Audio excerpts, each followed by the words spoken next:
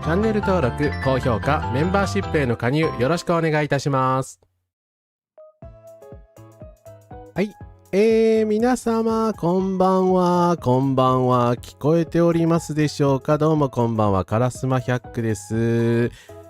本日もまたお集まりいただきありがとうございます。今日はですね、衆議院議員総選挙当日ということで、開票速報を VTuber が同時視聴実況ということでやらせていただこうと思います。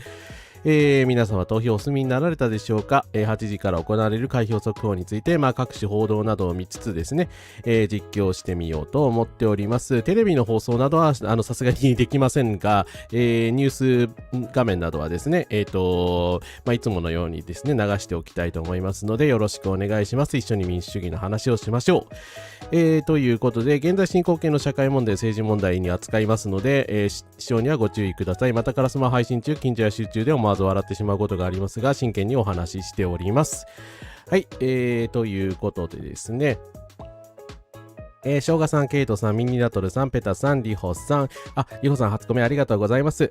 サリーさん、ケイトさん、牛尾さん、マオさん、アブソリュートさん、コンカラスです。皆様投票とぜひお疲れ様でございました。みよくさんもコンカラスです。来ていただいてありがとうございます。投票に行きましたが、吹雪がひどく視界が悪くてこんな時期に選挙をやるなと改めて思いましたということでですね。いや、全くその通りですね。いや、ほんと人権侵害だからね、これやってんのは。ふざけるのをいい加減にしろという、例のあれですけど、なんて言えばいいんでしょうね。自民党自体が人権侵害を仕掛けてくる場合、いかが対処したものかという感じなんですが、とりあえず、このようにですね、選挙生放送をして、今回行く末を見守りたいと思います。あとですね、配信のチャットルールを先日設けさせていただきました。この配信のチャットにつきましては、視聴者同士、配信者、モデレーターが安心して会話できる場を目指しております。差別排除につながる発言は禁止します。やめてください。過度に攻撃的な言動等も禁止です。事情や背景の政策を押し付けはしないでください。外見や声や名前とかですね、年齢とか他の方のアイコンいじりもやめてください。あと身体プライバシーへの過干渉も禁止します。性的露骨な表現は NG です。自傷などを促す肯定する発言は禁止します。守られない場合は、注意ですとか、モデレーターさんの削除ですとか、ブロック等最悪対応させていただきますので、よろしくお願いいたします。はい、ということで、安全なチャット欄にご協力ください。ということでですね、あとあんまり話すこともないんですけど30分間もあるが、なんかですね、最近知ったんだけど、YouTube ってね、私、マスターなんで、アンケートをできるらしくてですね、なんかアンケート機能みたいなのを使えるらしいんですよ。だからね、今ちょっとやってみようかなと思って、もし、うまくいかなかったらごめんなさい。アンケート質問する。はいいえでしか出せないのか。はいいえで答えられる質問。とりあえず投票行きましたかってしてみようか。投票行きましたということで、でも選択肢追加できるな。選択肢を4つできるから、はい、いいえ、はい、いいえ以外でも答えようがないか。投票行きましただったら。でも、そっか。とりあえず、他の、そうだ、できるから、ちょっと待ってくださいね。今回、投票先については別に言わなくていいんですけど、なんというか、別に、公職選挙法違反にはならないはずなので、皆さんの比例投票先改めてお聞きしたいなと思って、まあ、烏丸ですね、アンケートでは前、某政党さんがぶっちぎりでトップだったんですけど、今回も変わらないのか、それとも、まあ別の政党が躍進しているのか、ちょっと変わってくださいね。今打ち込んでいるのでちょっとアンケート取ってみたいなと思います。うまくいかなかったらごめんなさい。はい、アンケート開始。はい。どうだろう。出またから。比例投票先はどちらにしましたかってつけるべきだね、これ。丁寧じゃない、ちょっと質問になってしまって申し訳ございません。もしアンケート答えられる方いたらですね、ぜひともチャット欄でアンケートに答えてみてください。はい。N100 さん、こんからすです。来ていただいてありがとうございます。去年の選挙は3連休の真ん中に設定した怒りが左右問わず聞こえてきたと思うのですが、今回はどういや、普通にリベラル派の人たちはめちゃめちゃ怒ってましたよね。高市支持者の人たちだけは怒ってなかったですよ。はい。高市支持者は公選法違反をやらかしてたし、そもそも高市さんのなんか YouTube 大量広告みたいなのが公職選挙法違反なのではっていう疑いを持たれてますよね。いや、私もあれ違反じゃないかとは思うんですけどね。だって、選挙中に1億円も何億円も使ってなんかであんな YouTube 広告流しまくるなんて前代未聞でしょ。しかも政権与党が。はい。ガンプラ制作ライブではよくアンケート見ます。いろんな事情があって投票に行けなかった人、もちろんですね、すいません、今回ね、投票行けなかった方ですとか、ですね、投票権がなかった方もたくさんいらっしゃると思うので、そういった方はですね、もちろん責めているわけではないので、はい、ですね、当然なんですが、でもそういう人たちの意思も組むのが本来、政治家の役目ですよね。なんかそういう感じのことを言ってくれない政治家ばかりになってしまったんですけど、はい、ということで、比例投票先どちらにしましたかのアンケート、回答ありがとうございます。すげえ、共産党ぶっちぎり 76% でトップ。さすが烏丸ラジオですね。なんか、ちょっと中道さん伸びないな。伸びないな。どうしたそしてその他に入れた方、どちらに入れたんだろう気になるな。はい。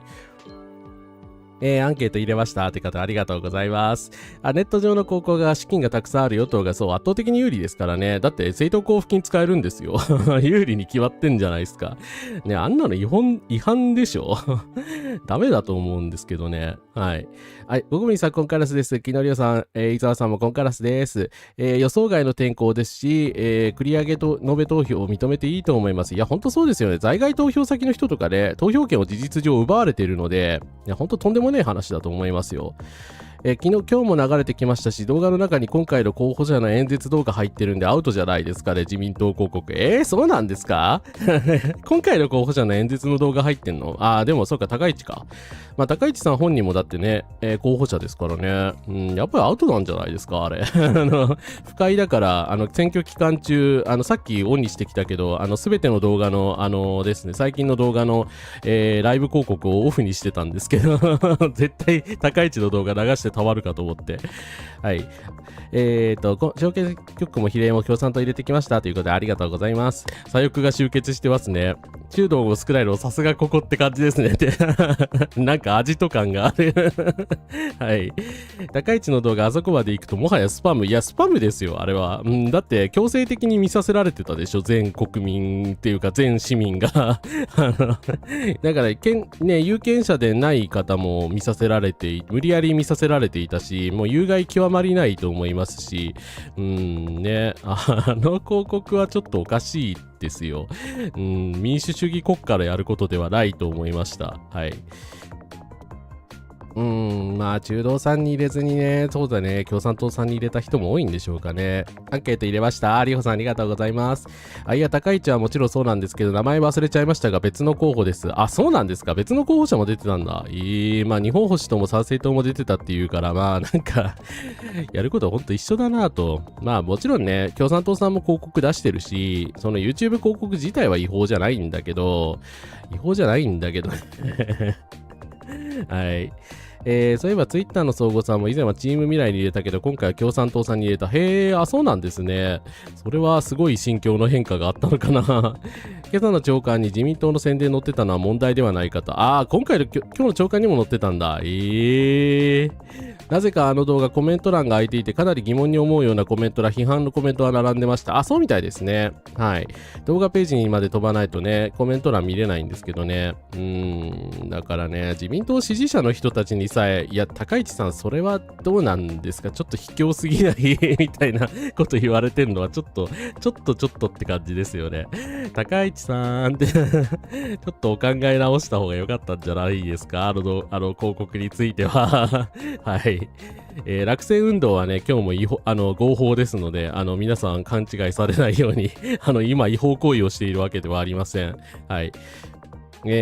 産経、読売、日経に載っていた。ね、金に物を言わせて選挙に勝とうとするのやめてくれないですかね、本当に。はい。サンセットバーサーさん、ここからです。中道に入れるのは戦略的選択でしたと。とにかく日本が戦争できる国になりつつあることで危機感を覚えてるみたいです。まあそうですね。漫画家の方とかもね、すごく声を上げてくれて、ね、会見だけはさせないぞっていうような、世論が盛り上がったことだけは本当良かったと思います。そりゃそうだよね。冗談じゃないですよ、本当。はい。小選挙区は中道候補に入れました。私もそうしました。はい。最高裁の国民審査はですね、2人とも共同親権に賛成してましたのでですね、2人とも×しておきました。はい。まあ大体私全員に×してるんだけど。ツッキーさん、ここからです。来ていただいてありがとうございます。ありがとうございます。あと15分ぐらいかな。なんか各省のね、一応4画面ぐらい見てるんですけど、ニコニコの、あんまりニコニコ見たくないんだけど、なんかネットで YouTube で実況中継してるのがね、少数なので、なんかやってるんですけども、未だに始まる気配ないですね。まあ、あと5分ぐらいで始まるのかな。はい。まあ、それまでは、朝日新聞のライブの方が始まりましたね。これあんまり映さない方がいいか。いや、朝日新聞開票ライブって言ってるけど、全部映像で流す気なのかな。朝日さん流していいですか？オタクの新聞一応撮ってるんで、ムカつく、最近の態度がムカつく、社説とかムカつくんですけど、違法で訴えないでほしい。というか、でも他になんか投票ページないんだよな。なんか全部実況動画ですね。全部動画になってますね、朝日新聞さん。朝日新聞なのにアナミさん、ここからです。今回はとんでもない結果になるのではないかという情報が、どうなんですかね。どちらの意味でとんでもないんだろう。まあ、ちょっと嫌な予感しかしないけど。はい。憲法改正賛成、憲法改悪反対と。なるほど。比例は社民党に入れました。目標は議席よりも政党要件維持ですが、ということで、リホさんお疲れ様でございました。いや、そうなんですよね。だから、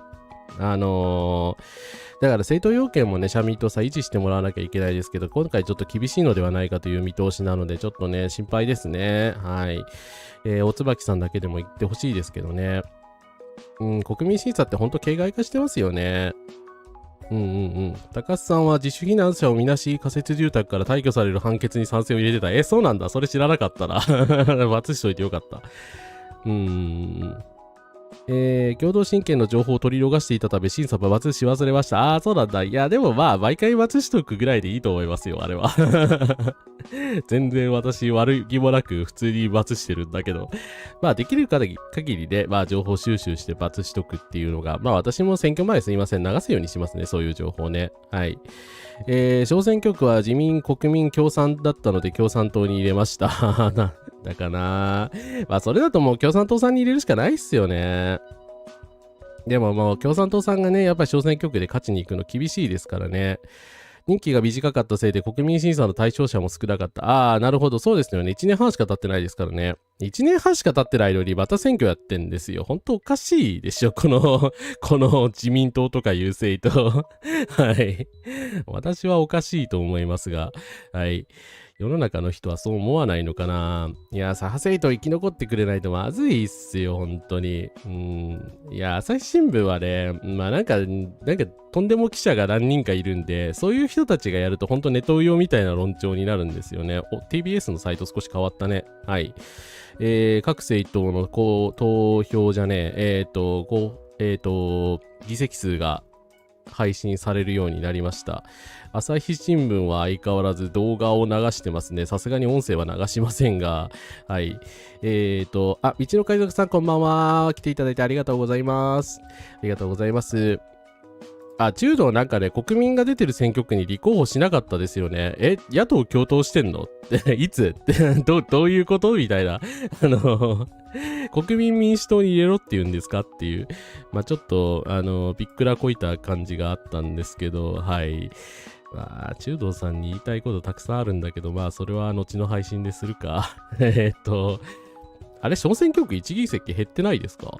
あれなんだどういうことなんだろう。まあいいや。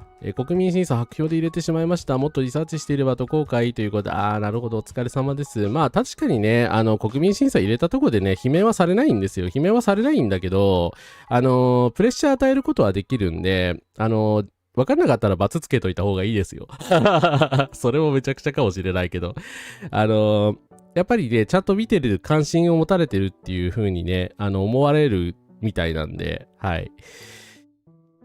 ということでですね、TBS の特設サイトでは特段何も起きてないか。自民国民しか候補者がいない選挙区、東北にありました。どこだろう。いや、でも結構あるよね、そういう地区で。はい。白票だと信任っていう風に解釈されちゃうんで、良くないですよね。はい。プライマスさん、ここからです。来ていただいてありがとうございます。ありがとうございます。山形は一応全員対抗馬立ててるな。いや、でも宮城どうなるんだろう。いやー、土井徹絶対通ってほしくないんだけど。相変わらず和田正宗さんも出陣しておりますね。はい。ここは賛成、中道、賛成。どこのことだろうな。よかったら、アンケートにもお答えください。はい。本当だ。ここ、どこだ岩手県2区が、国民民主党の佐々木誠さんと自民党の鈴木俊一さんの一騎打ちになっております。いやー、これだとは国民に入れるしかないのかなという消極的選択で入れたくねーっていうまあ個人的な気持ちなんですけれども、まあせざるを得ない時はしょうがないですね。はい。鈴木か。まあ鈴木さんには多分でも勝てないでしょうね。はい。キャミさん、コンカラスです。遅れたけど覗きに来ました。今日めっちゃ寒くて住んでるところ全然雪降らないのに朝雪が待っていました。ということでお疲れ様でした。いやー、皆さんね、本当投票お疲れ様でした。比例票今のところ共産党 70%、社民党 12%、修道改革連合 9%、その他、10% ですね。開票直前になったら終了しようかな。ということで皆様ありがとうございます。さすがカラスマラジオ。共産党派めっちゃ多い。はい。どっちもいい。29歳で元市議でどっちも嫌なんですけれども。まあ、鈴木さんはね、まあ、かなり強いので、まあ、無理だろうな。新人の佐々木さん。岩手に行く辛いですね、これは。横浜でも若干雪が積もっていました。ということで。いや、東京の方まで雪降ったのはびっくりしましたよ。北海道はね、いつでも雪降ってるし、この、だから何日ぐらいだっけ ?2 月1日ぐらいに大豪雪になって、もう雪害レベルのね、感じになったので、もうどうしようもないっていうようなね、だから、選挙直前のそうだ、1月25日も一番ひどかったな、そういう状況になったんでね、まあ青森の方々も本当ね、ひどい目に遭われたと思うんですけど、いや、雪害状態の時にね、選挙やるなよっていう話なんですよね。本当に腹立つ。東北とかね、北海道の人間を何だと思ってんだっていう。ほんとムカつきますね。はい。ということで、ここも、2人か、緑川信秀さん対村岡俊秀さんの、秋田県3区ですね。自民党か、国民民主党かしかいません。はい。この寒い時期に選挙どうなのっていう意見も多かったです。いや、当然ですよね。選挙権の侵害ですよ、これ、本当に。だから選挙頻度が多すぎるし、東京ですけど近所の子供が雪だるま作ってました。そうなんだ。それはちょっと微笑ましいですけどね。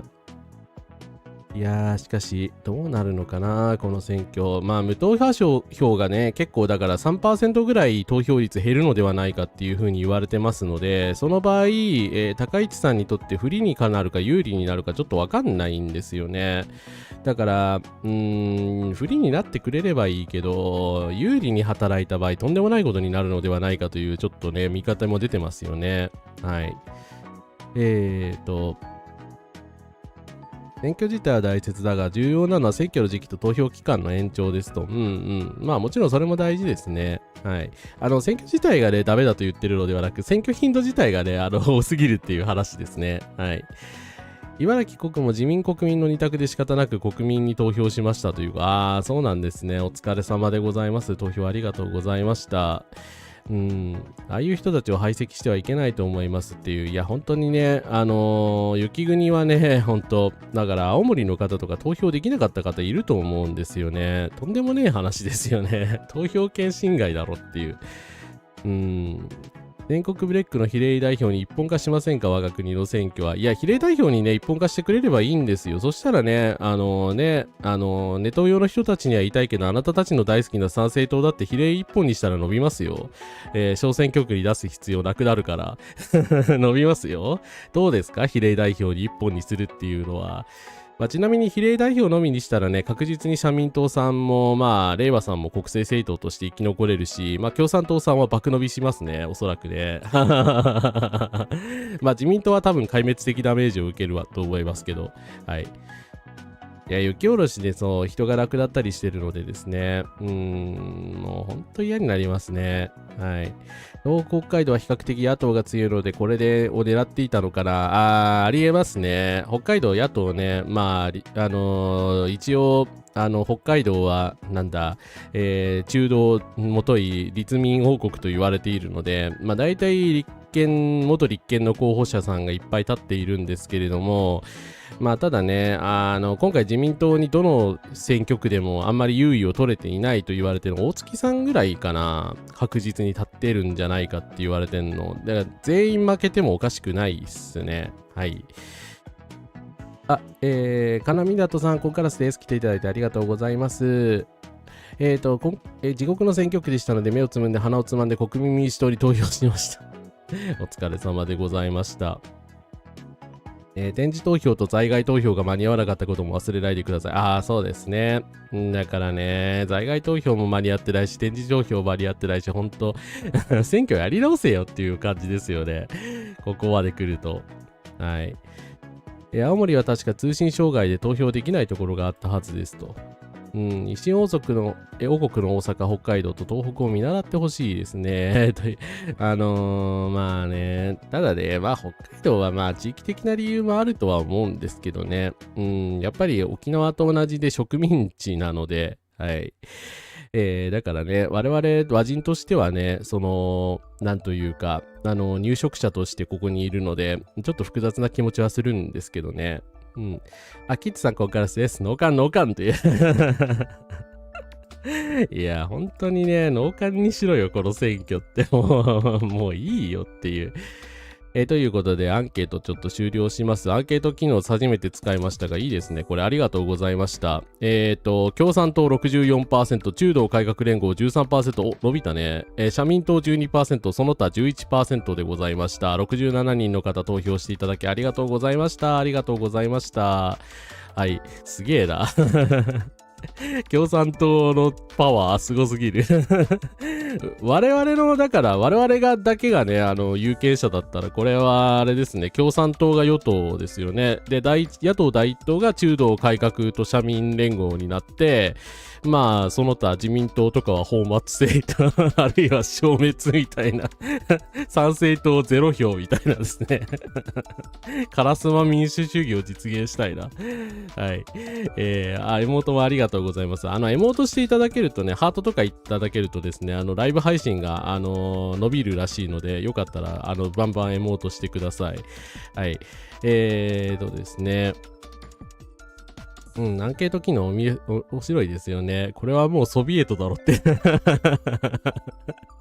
アルストツカからってあんなね、スターリニズムはさすがにやりませんのではい。ご安心ください。ちゃんとモデレーションルールは最近ちょっと整備したんですけど、はい。奥方さん、ここからです。来ていただいてありがとうございます。私だけなら共産党の2段階革命論で社会主義まで実現しますってありがとうございます。これですかね。投票終了時刻、東北で繰り上げ進む。後でリンク集とか作りますね。大雪は負担軽減が理由。8日投開票の衆院選で当日投票所の閉鎖時刻を繰り上げる動きが全国東北の市町村で進んでおり、福島県では59市町村の全投票所で遅くとも午後7時っていうことで、7時にはもう投票が終了しちゃってるんですよね。いや、これもほんと投票権侵害だよな。で、最大4時間繰り上げって、もはやね、定時5時で終了っていうことなんで、まあ、致し方ないと思うんですけど、雪があまりにひどいから。だから自治体の都合を考慮しない解散総選挙自体がやっぱり憲法違反だと思いますね。はい。ウォーキングイソックスコカラスです。夕刻日本とかいうマジモンの短期。いや。彼らみたいなね、私は短期ではございませんので、誤解なきをお願いいたします。ということで、あと1分に迫って、ホーステも始まったかな。ちょっとお水飲んでおきますわ。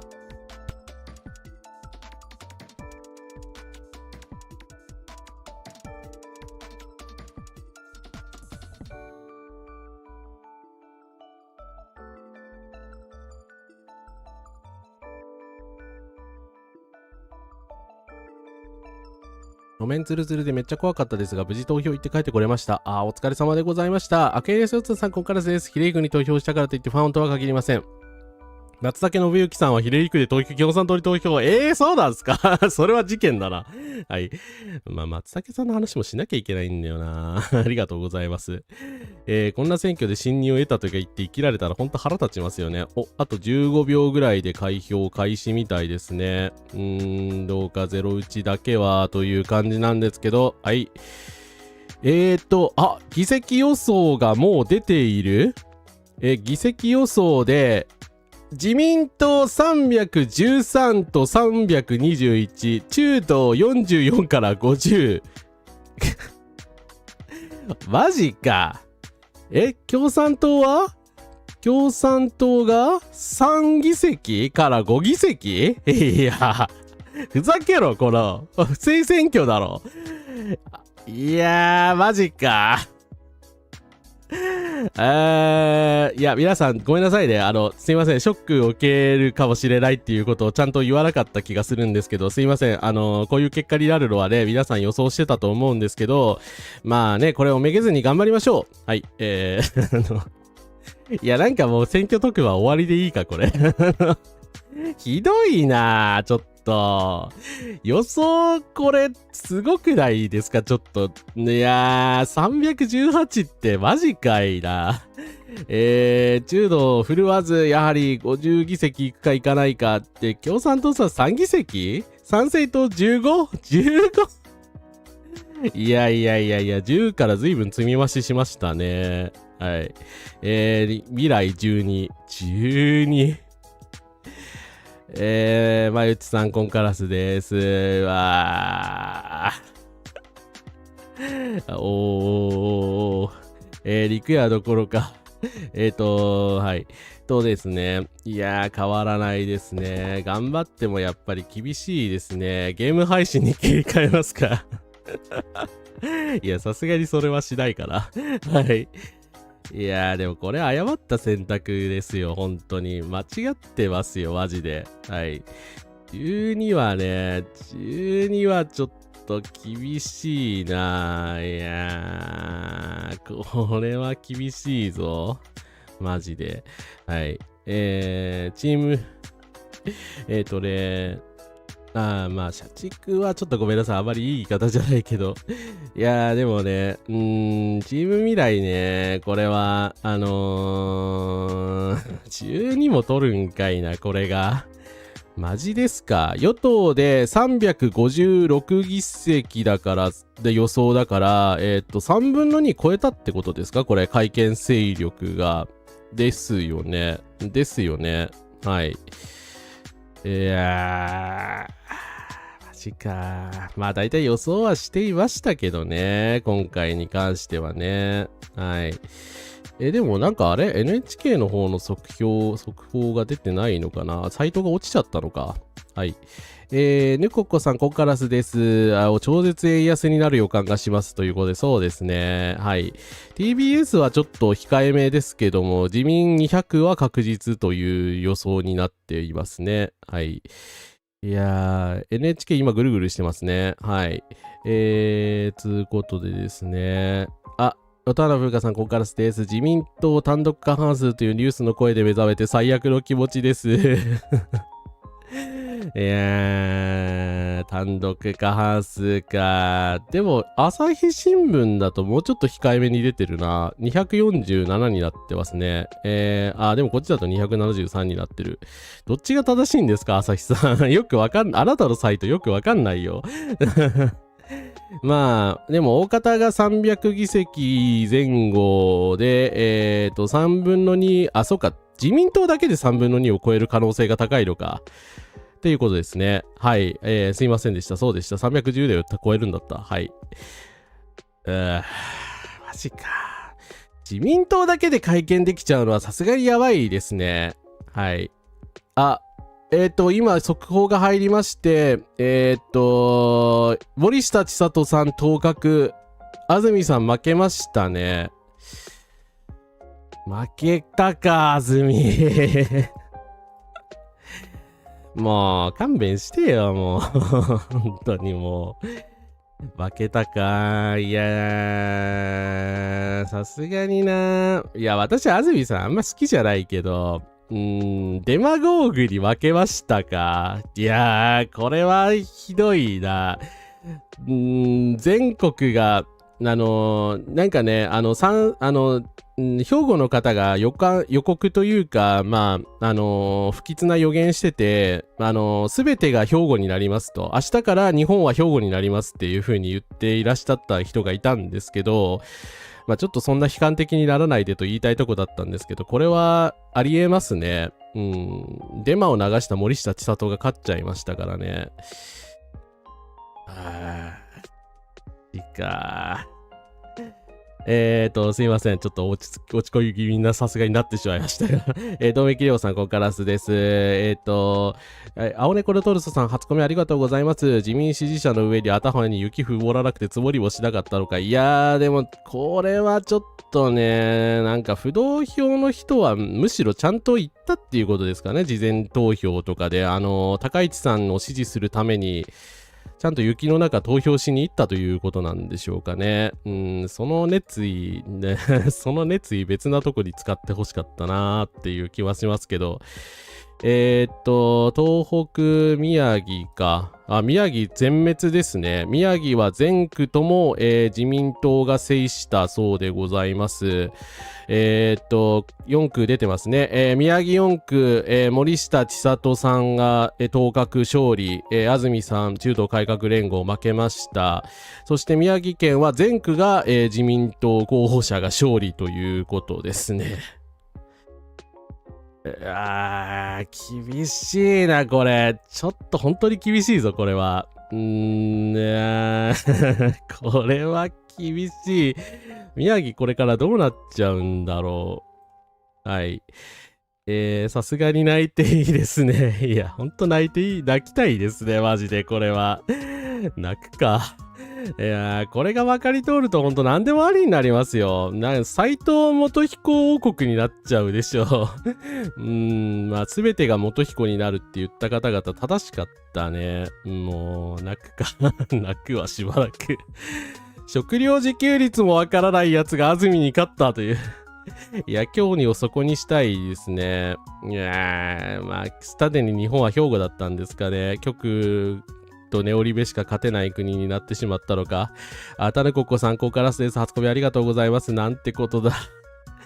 いやー、宮城先輩はこれはちょっと重たいですね。厳しいな。今日は落ち込む人をですね、でも自分を責めないでください、皆さん。皆さんね、できるところで一生懸命頑張ったと思うし、まあ私もね、役に立たない代わりに、ね、いろいろ言ってきたつもりなので、まあこれはもうどうしようもないですよ。もう事故のレベルでしょう。はい。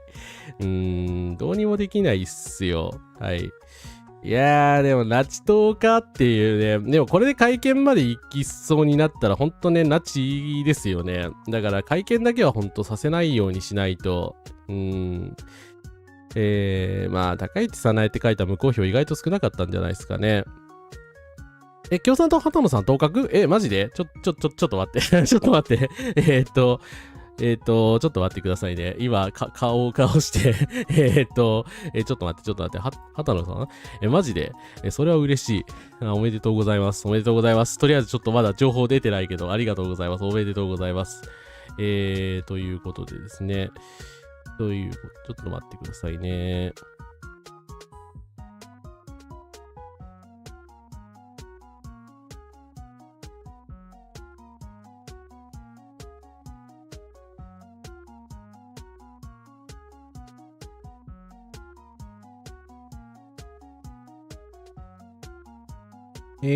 今のところちょっと畑野君江さん、今探してるんですけど、報道は出てないかな？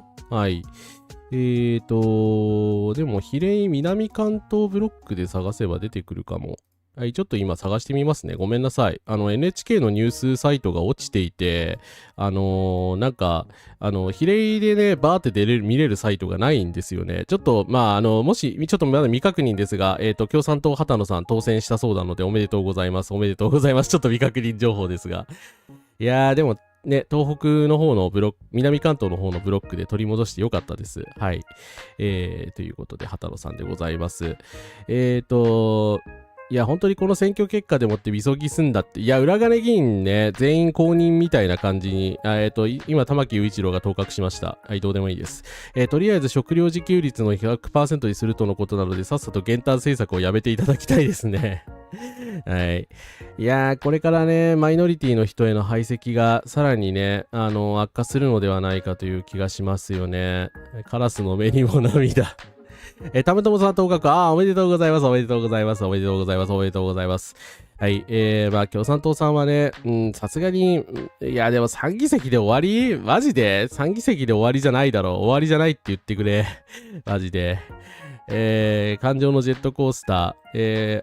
赤峰政権さんはさすがに、まだ決着ついてないんじゃないの？決着ついてないよね。ちょっと待ってくださいね。今調べてみるけど、調べてみる。あんまり調べたくない気がするな。怖えな。いや、っていうか、あれさっき東北のサイト出てたのにな。いや、なんか TBS のサイト分かりにくいんですよね。こっちか。下か。下に出てったら、下に出てって、九州、沖縄は、3区4区自民に取られました。はい。3区4区自民に取られましたが、1区2区は決着ついてません。はい。今のところ最悪のニュースはトヨタがいることしてんです。マジか。トヨタってどこで出てたっけ？枝野幸男当確。おめでとうございます。おめでとうございます。はい。いや、安住さん負けたけど、枝野さんは当確したんですね。さすがだ。そこはすごいな。はい。ナグモさん、コンカラスです。一気に戦前のような雰囲気ですね。いや、このまま300議席いっちゃうのかな。ですね。頑張ってくれ。安住さん、出口調査で大差つけられてるから、比例復活も難しいかもしれない。ありえますね。はい。正直。かなりの差で森下に負けたみたいなんで、ちょっと安住さん厳しいですね。九州、福岡はすべて9区以外、9区無所属で柳負けた違う。尾形凛太郎さんだ。はい。あまりおめでたくないけどおめでとうございます。9区以外全員自民党ですね、福岡は。はい。いや。いや、アメリカと同じ道をたどるんですかね、これは。トヨタワユコでも当選できるのはやばすぎでしょっていう。ね、トヨタさんのちょっと情報がすいません。今探しきれてないんです。比例ブロックだったように見えますので、比例関東ブロックだっけどこだっけ忘れてしまった。ごめんなさい。ちょっとぐだってしまった。北関東ブロックだな。比例北関東ブロック。比例北関東ブロックをちょっと今探します。いや、なんかな、TBS わかりにくいんだよな。これか。比例北関東ブロック。自民党中道改革連合で残り19議席。あれ、参政党でも当確出てないですね。他のニュースだと当確出てるってことなのかな。TBS の方ではまだ、自民党7、中道2で、参政党トヨタさんは当確出てないですね。はい。カズさん、ですね、AA さん、オバスンさん、コンカラスです。日本のご冥福をお祈りします。リベラル系アピールが下手、アメリカでリベラルで有名なブライアン・タイラー・コーヘンがいるからインターネットで有名な人を作るべきです。600万人いるからなんとかなるけど、日本人はネットが弱いので難しいですと。まあネットのメディアの弱さはね、どうしてももうちょっと克服しなきゃいけない部分ですけどね。ただこれもなんかリベラルがどうとかっていうレベルの問題じゃなくなってきましたね。極右化でしょ。はい。ですね。デマで勝てる、デマで許される、差別が許される、そんなに社会にしたい人たちがいるっていうんでしょうかね。いやー。今、まだ同格出てないですけど、萩生田光一さん対細貝さんがテレビのニュースだと 41% 対 29% で萩生田が勝利しそうです。この流れを止めるのが本当に加速主義しかない現実。加速主義には懐疑的だったけれどもって、いや、でも加速主義にだったらファシズムに突っ走っちゃうんじゃないですか、それはそれで。暗黒嫌悪はちょっと最終手段というかまあ基本ね、極右主義なので、ね、北海道もこれ自民式外当確出てねえじゃん。笑わせるなよって、いや、笑えないけどな。いや、全滅かよ。もう、本当にもう、極の私の嫌いな和田義明も当選しちゃったじゃないですか。どうしてくれるんですか、これ。いや、1年半で逆転されてしまった。はい。私が嫌いな裏金議員の和田義明というやつも当選しました。はい。渋さんここからです。奈良1区ついに馬淵澄夫さんが負けてしまいました。馬淵さんも負けちゃったの？あらまあ。いやー、本当に。もう、これはちょっと地獄の様相だな。なんか思ってたよりひどいですね。覚悟はしてたんですって、別に、正直自民対象っていう、下馬評出てた300議席っていうのも分かっていたので、そこはね、驚きはそこまで強くないんですけど、なんでしょう。中道さん、マジで、安住さんも負けたし、馬淵さんも負けたし、ほとんど、本当だ。中道改革連合、奈良1区、馬淵澄夫さん、落選っていうことですか。いやー、厳しいっすね、正直、これは。加速主義の先はテック先資本の先制支配です。ニック・ランドやカーティス・ヤービン、ピーター・ティールの目的はそうですね。はい。その通りだと思います。リベラル側も有権者に霊障的な老角のせいで信用を落としてる感であります。いや、ノイホイさんってあれ左翼じゃないですからね。マジで。ほんとやめた方がいいと思います。はい。私はね、肯定できないです。いや、萩生田落ちないとダメですよ。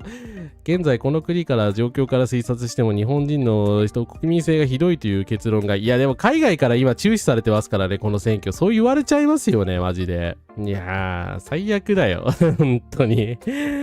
海外からね、日本の人たちやばいよって、もう極右だよ、この人たちっていう風に言われちゃいますよね。統一教会の解散命令も撤回されそうですね。はい。3月に統一教会の解散命令がある予定だったんですけど、おそらく高市が対象するんで、撤回されるのではないかと言われてます。はい。いや、労働者組織の再建もね、もうほんと急務だけどな、今からやって、まあでも少しずつやっていくしかないですね。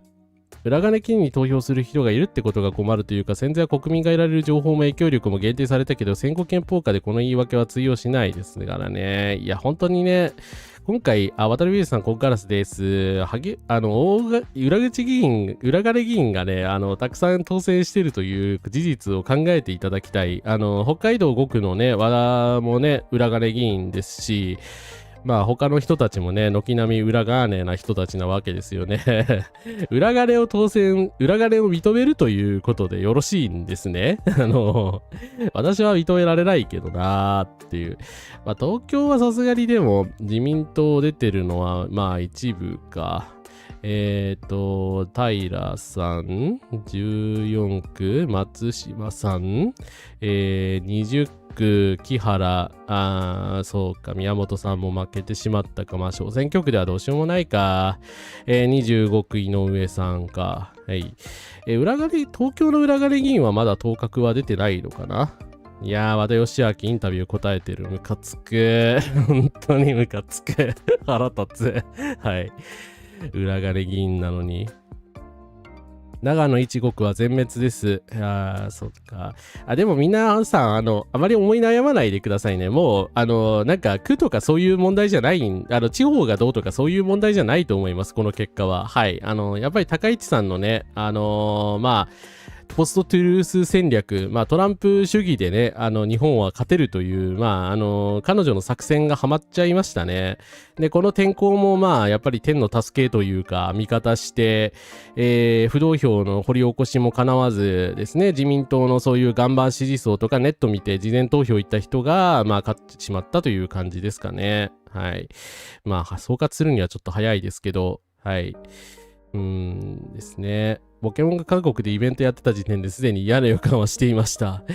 今、福岡6区の票の内訳を見たんですが、民民候補に 30% かかってて、共産候補8、親父から引き継いだ地盤を持ってる二郎が 60% ということで、はぁ、いやー、福岡きついですね、この結果はでも。はい。リックランドはね、リックランドとかピーター・ティールでやってることって本当に SF の悪役以下のことやってますからね、彼ら。小沢一郎さんが落選しました。はい。今、速報で入ってきましたが、小沢一郎さんが、中道改革連合、小沢一郎さんが自民党に敗れ、小選挙区で敗北したそうです。あと、中道改革連合、大串博さんも落選したそうです。だな。丸川珠代さん当確。ダメだ。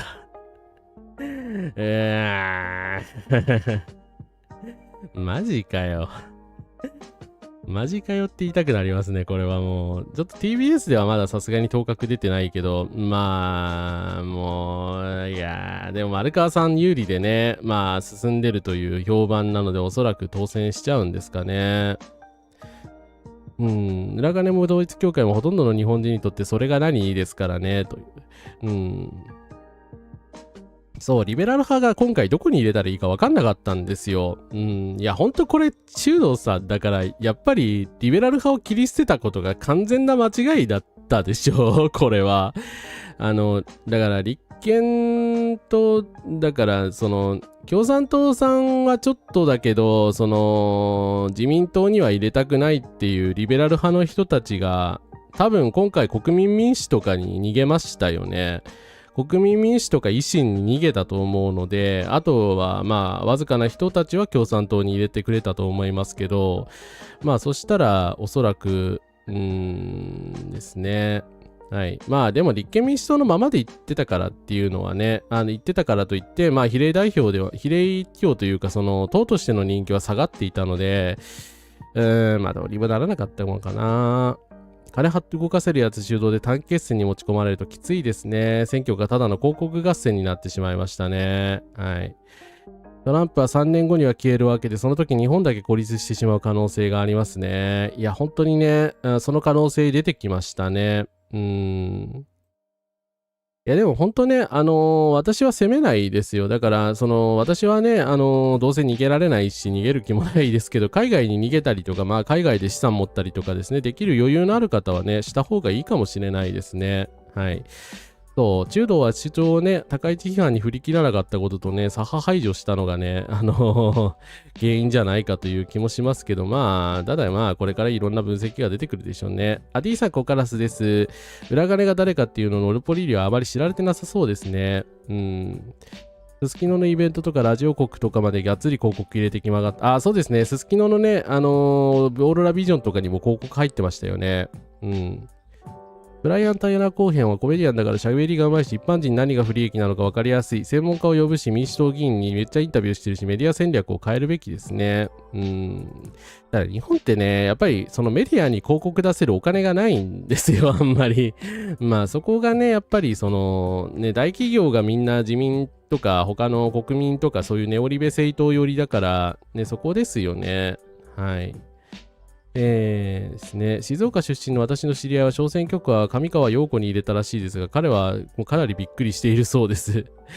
ここまで来ると、もともと極右国家なので、左派リベラルにとってはもともとマイナスの戦い。そうなんですよね。はい。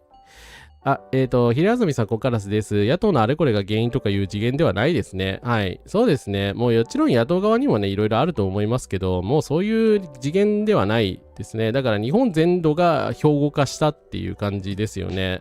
あの時だって別に、反斎藤元彦側が別にそんなね、失点を踏みまくったとかそういうわけじゃないじゃないですか。でも斎藤さん圧勝したでしょ。まあそういう選挙に見えますよね。短期間で広告とかデマを打ちまくり、まあそれで有利な方が勝つというですね。まあ宮城県でさすがにね、中道が全滅するとはちょっと思いませんでしたね。はい。いや、せめて赤嶺さん通ってほしいですね。はい。いつきさんをそろそろ見に来ました。コンカラスです。だいたい予想通りの結果になってしまってます。はい。参政党は今回の早苗人気で右翼国民から早々に用済みにされた間、でもそれでも15議席ですからね。カルピスでも買ってくるか。リベラルが強い東北もですね、この調子、この感じですからね、もうどうにもならなかったのではないかという気もしますよね。はい。相葉13ここからです。愛媛完全に自民一色になってしまいましたということで、愛媛県ですか。いや、みんなきついな。皆さん本当ね、自分をいたわってくださいね。今回のこれ誰もせいでもないですよ、正直。もう、やっぱり高市広告爆弾っていう、爆弾っていう言い方よくないな、ごめんなさい。高市広告戦略の勝利ですよね。まあ、電通が仕切ってんだかなんだか知れませんけども、何億円もかけて我々の税金ですよ、あれ。我々の税金で YouTube にああやってね、1億回も再生させたらね、そりゃね、人気だって上がりますよ、そりゃ。そんな物量作戦できる人なんてね、高市さん以外にいないでしょ。それはずるいよね。勝ちようがないですよ。って思いますけどね。はい。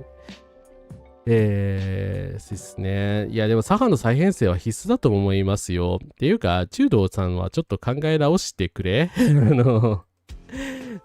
落ちてほしい自民党候補者まで当確してしまっている国民民主も維新も補完勢力なのにねと。いやだからカナダのねレズビアンカップルの方じゃないですけど普通に難民認定されるレベルだと思いますよ。だって高市さんって普通に同性婚にも反対してるしなんか選択的夫婦別姓は絶対やらないっていう主張の人だからそういうことしたい人は海外に逃げるしかないですよね。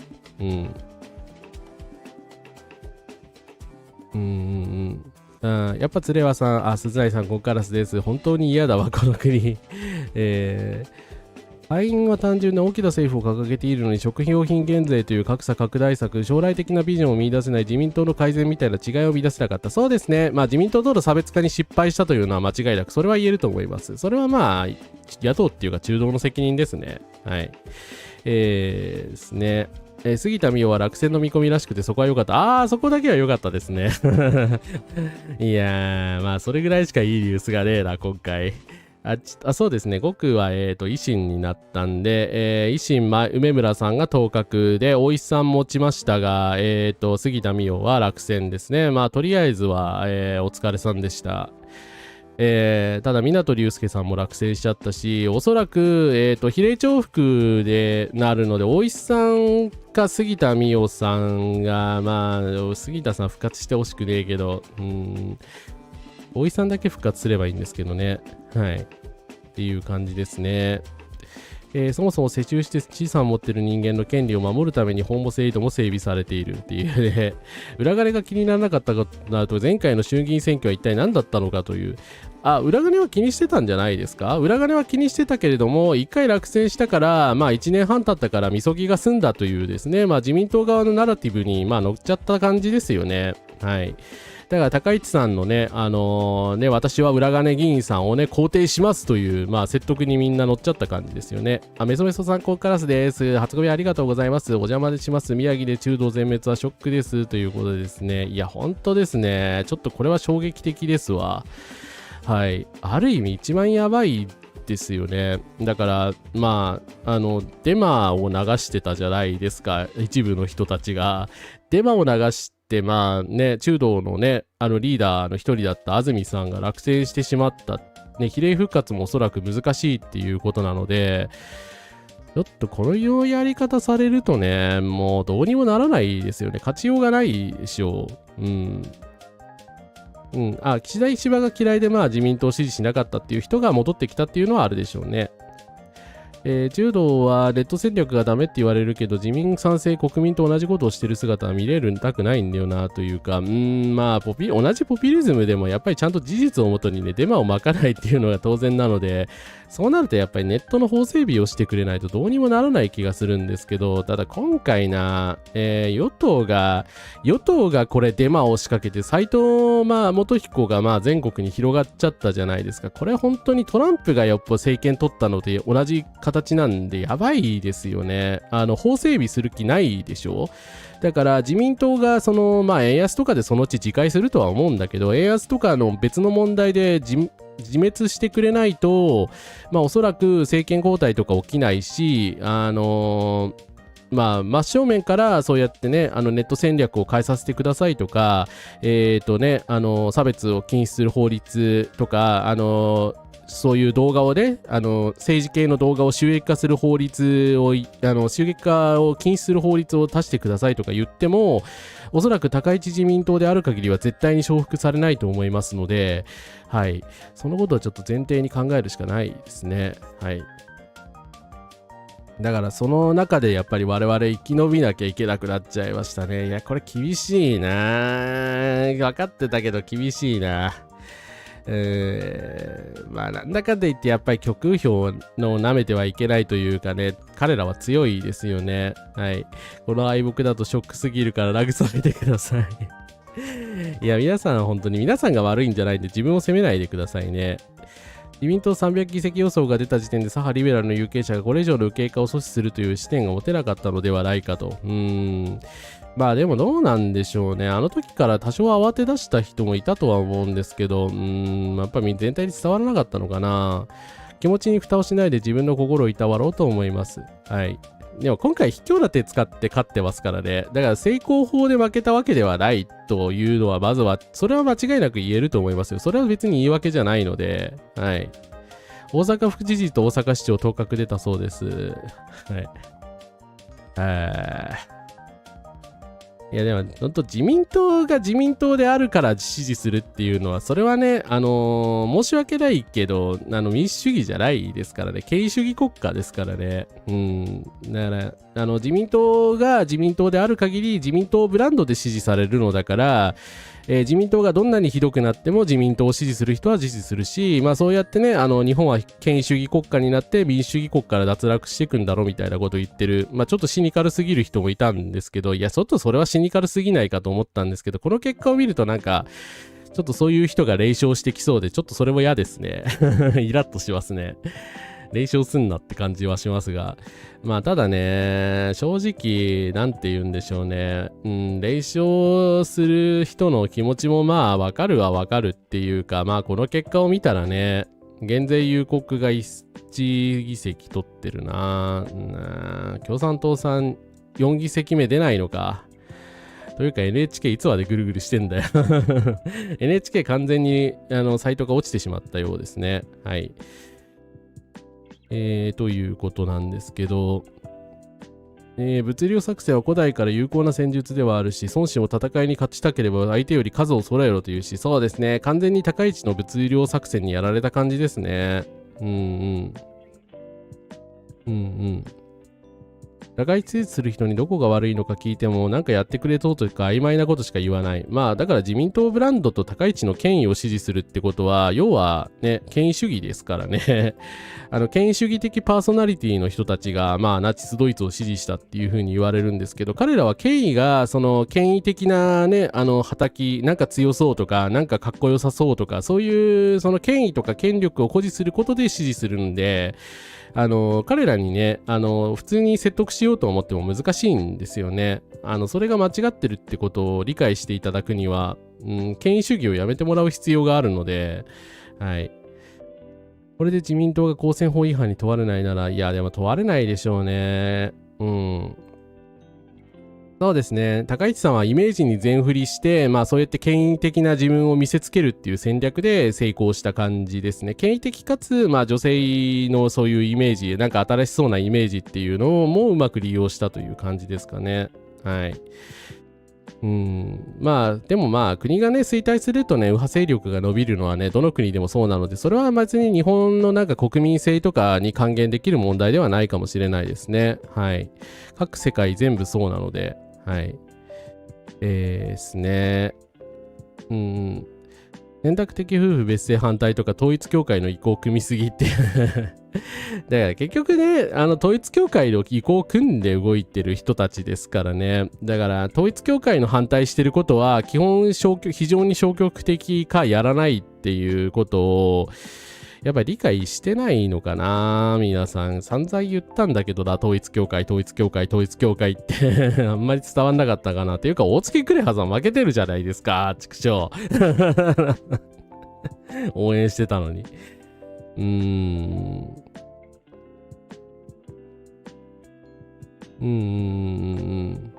下品じゃないと受けない。なるほど。どうなんでしょうね、それは。ど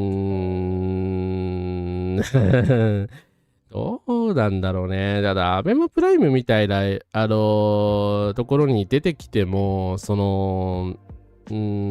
持を受けるとも限らないので、どの辺なんでしょうね。でもまあ、彼らに受けるようなこともしなきゃ考えなきゃいけないっていうのはその通りでしょうね。マジョリティの人たちはね、もちろんたくさんと、マジョリティの人たちももちろん被害を受けてると思うし、今回青森の人たちも実際被害を受けてますからね。だから青森の人たちの意見は反映された結果とは言えないかもしれないし、東北の人たちはね、本当意見反映されないから、まあこういう結果になったっていう可能性もありますよね。はい。一回落選した程度で急ぎが済むなんて法律をバカにしている。裏金は裏金という現状ではなくは罪なのにというですね。まあただね、公安が無罪にしちゃいました。公安通か、なんだっけあれ。検察が無罪にしちゃいましたからね。それは本当検察が悪いと思いますよ。はい。罪深すぎますよね。個人的には韓国の状況を考えるに統一教会幹部の日本移転、ありますそうですね。ありそうですね。はい。日本人は極右とネオリベを無意識に内面化しているけど、それが政治的だという自覚がない。そうですね。特にネオリベについてはないと思いますよ。私も言いましたけど、その自己責任主義とか、その市場資本主義みたいなのが当たり前であって、その自助努力でもって、その戦わなきゃいけないんだみたいな思想が内面化されていて、それが間違ってるっていうことに、まあもう気づいてないし、それが常識であり当然であるっていうような思想に染まっているわけですから、だから高市さんのやっぱ動きが受けるわけですよね。はい。維新は右派ですよ。はい。そうですね。だから、そう、氷河期世代、にとも限らないですけどね、やっぱり自分が人一倍努力したと、思ってる人が自己責任論に走りやすいっていうのは確かだと思いますね。統一教会本部が日本に来ても韓国のように法の正義が執行されることはないでしょうね。はい。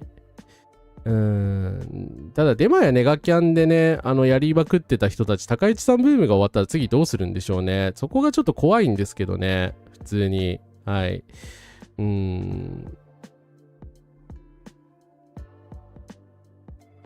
うんうんうんうん。実際に日本は中ロ、朝以外の権威主義国家とも仲いいイランとかトルクメニスタンとか、なんか本当にね、イラン、トルクメニスタン、トルコ、サウジアラビアみたいなね、政府になってきましたよね。だから、中国寄りでない権威主義、ね、非民主主義国家に近いような、政治の国になりつつあるのかなっていう気がしますね。はい。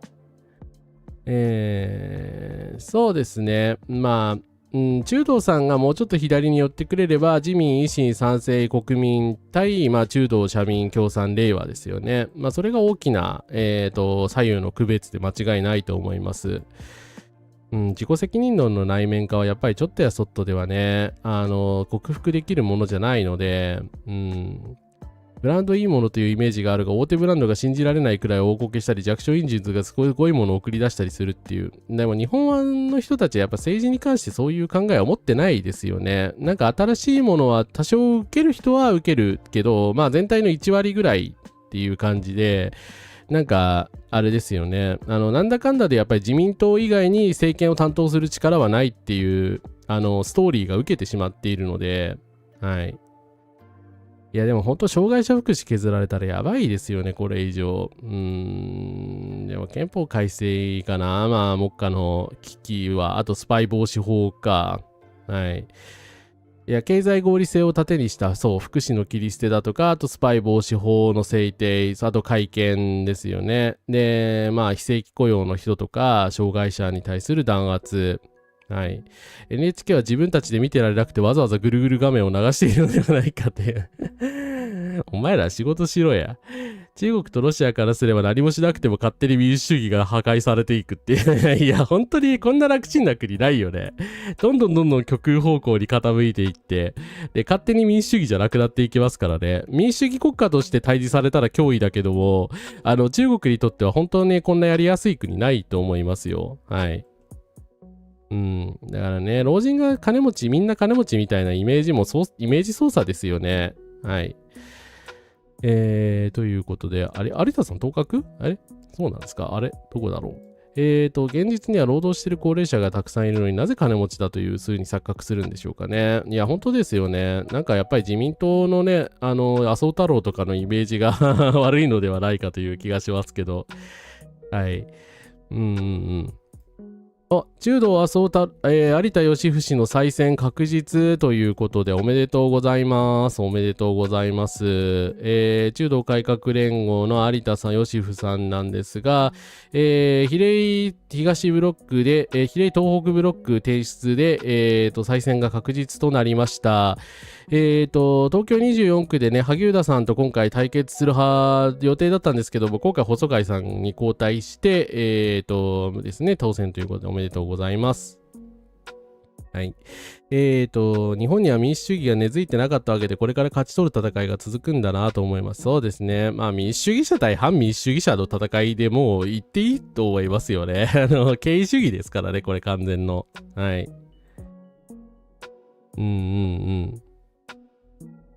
今彼らに受けるのがヘイトスピーチと言い切りなので、それに迎合するのはやめて、それに迎合したらもうおしまいですよ。ヘイトスピーチに迎合したらもう反民主主義だから、そういうのに迎合しないで、やるしかないっていうことですよね。イメージ戦略とかをですね。はい。自己責任論は資本家の不当な富の作戦を正当化するための政治的イデオロギーです。いや、その通りですよ。親中主義はね、上からの革命思想なんで、はい。今は極端な考えからは一旦離れた方がいいですね。そうですね。はい。なんだろう。ごめんなさい。私もちょっと極端めいてたかもしれないけど。まあ一気にね、これでファシズムになるかというと、おそらくそうはならないでしょう。安倍時代もね、結局改憲は実現できなかったわけなんで、まああと対抗勢力がね、どうやって結集していくかっていうことだとは思いますでしょうね。はい。そうですね。冷静にこういう時こそね、距離を追ってやっていきたいですけどね。まあでもちょっと悲しいですね。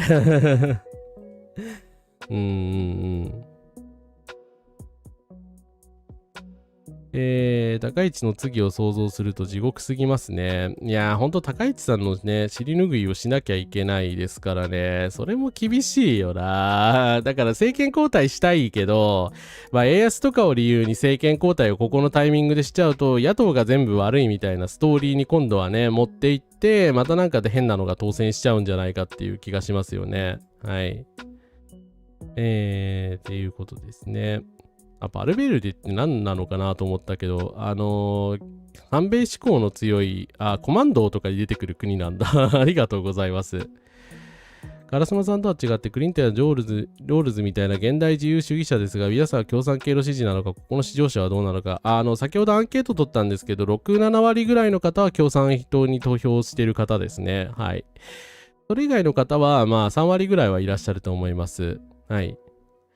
友国連合、原口さんは陰謀論にはまってしまっているし、極右とも手をつなぐし、差別的でもありますが、戦争派対だったり、思想はリベラル。そうなんですよね。そこ厄介なとこなんだよな。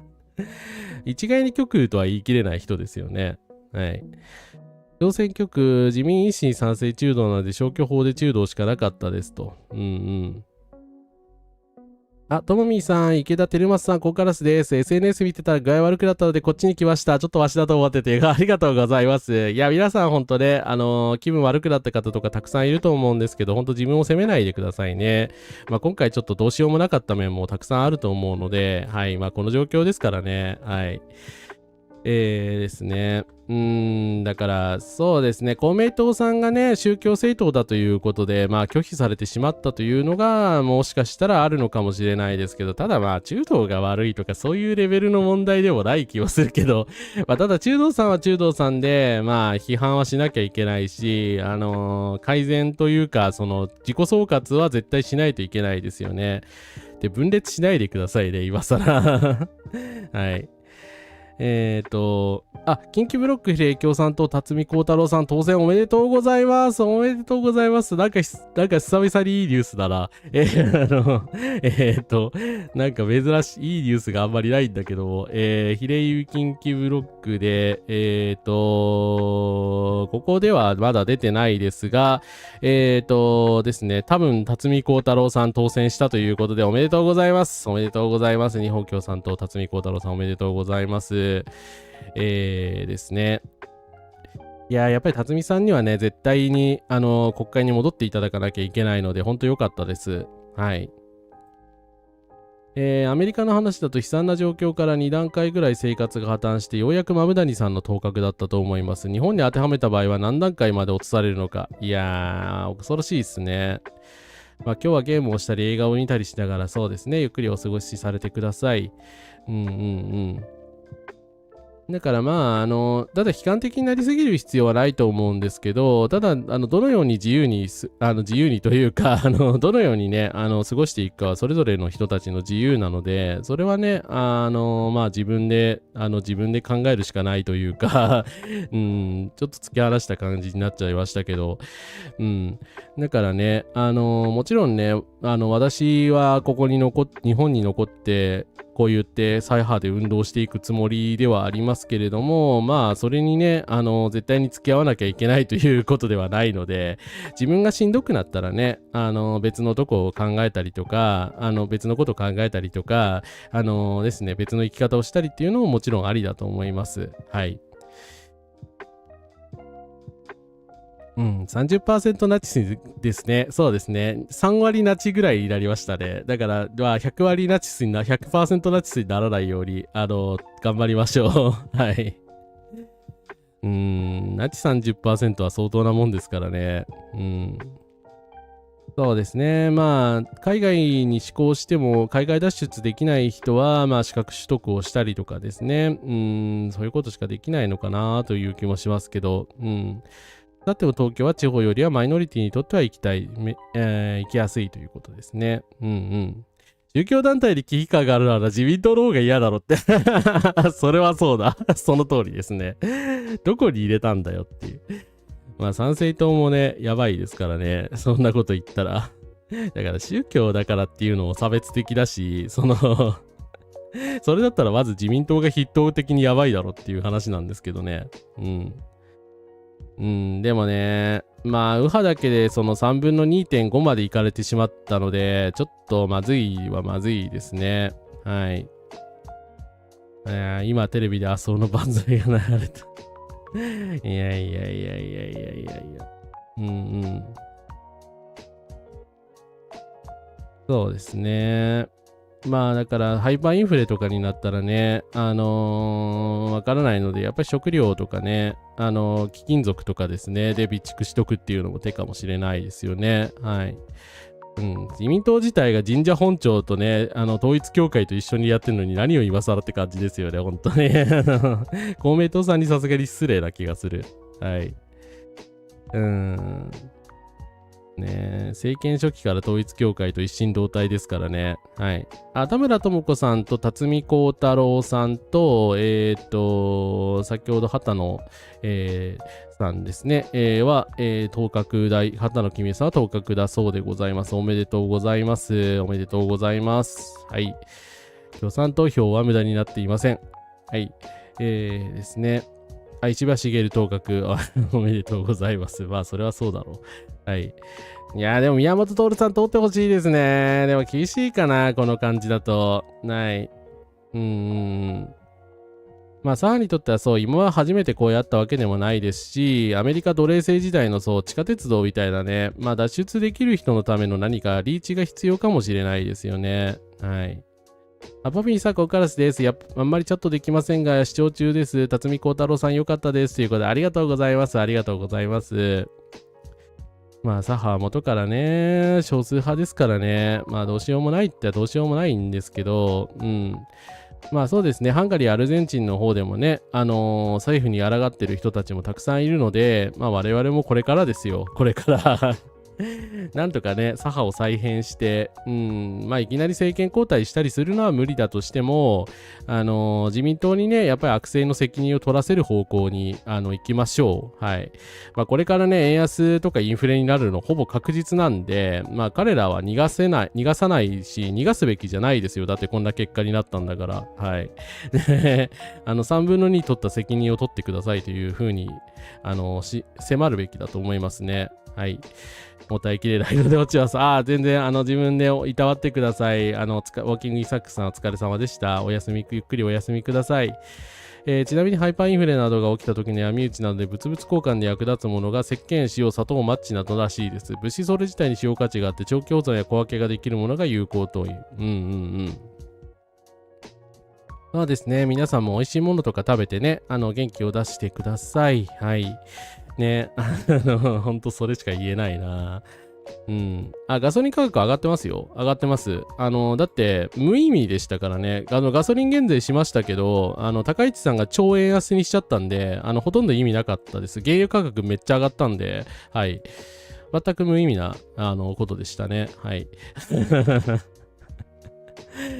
だからさ、高市さんってこの3ヶ月で悪いことしかしてない気がするんだけど、まあそれでもね、まあこうやって宣伝でね、選挙では勝ててしまうわけですから、まああとはね、政策に関しては全て自民党の責任なので、いやだってクソとしか言いようがないですよね。だってこれだけ全部自民党が占めてるでしょ。もはや野党の責任じゃないじゃないですか。もちろん我々はね、対抗するために、その左派勢力を結集したりとか、まあ中道さんをこれからどうするかとか、共産党さんと協力するかしないかとか、まあ共産党さん自身もね、議席数がちょっと減りそうだということで、左派のまずいところは何だったのかとか、自己反省とか総括はね、絶対必要だと思いますし、そのために、その抵抗するためにはね、それが必要だと思います。ただまあ、まあ自分を責めすぎるのも良くないですし、まあこの状況だとね、今、高市さんがやってるわけのわからない超円安経済政策は全て自民党の責任だというふうに言って過言ではないと思いますので、はい。だって自民党でしょ？みんな自民党だよね。どうか見ても自民党としか書いてないんだけど。だからみんな自民党さんがやったことでしょっていう。で、高市さんを信任を立ててやったんですよねっていう。まあその責任は取ってくださいねって感じですね。はい。責任取らせましょう。はい。そうですね。ほんとガタガタ言わなきゃダメですよ。絶対逃がしちゃダメですよ。うん。高市さんに責任取らせないと。社会正義と福祉を愚弄した罪を償わせるまで黙らないです。どんなに小さな声だとしても見向きもされないとしても許さないでいますと。うん。だからね、円安とインフレの責任をね、高市さんにね、背負わせなきゃいけないですよね。はい。ただ生活苦がね、まあこれ以上ひどくなるのしんどいですけどね。はい。だから皆さんまあ無理しない範囲でですね、ガタガタ言わせましょう。その通りですね。うん。細々内戦を生き延びた人たちは山ほどストックしておいた使い捨てライターで必要な物資と交換していたらしい。あ、そうなんだ。ライターが、統一教会の土井徹さんが先ほど、土井さんだよな。今一瞬テレビで見えたんですけど、当確っていう文字が見えました。マジか、ちょっと待って、今確認します。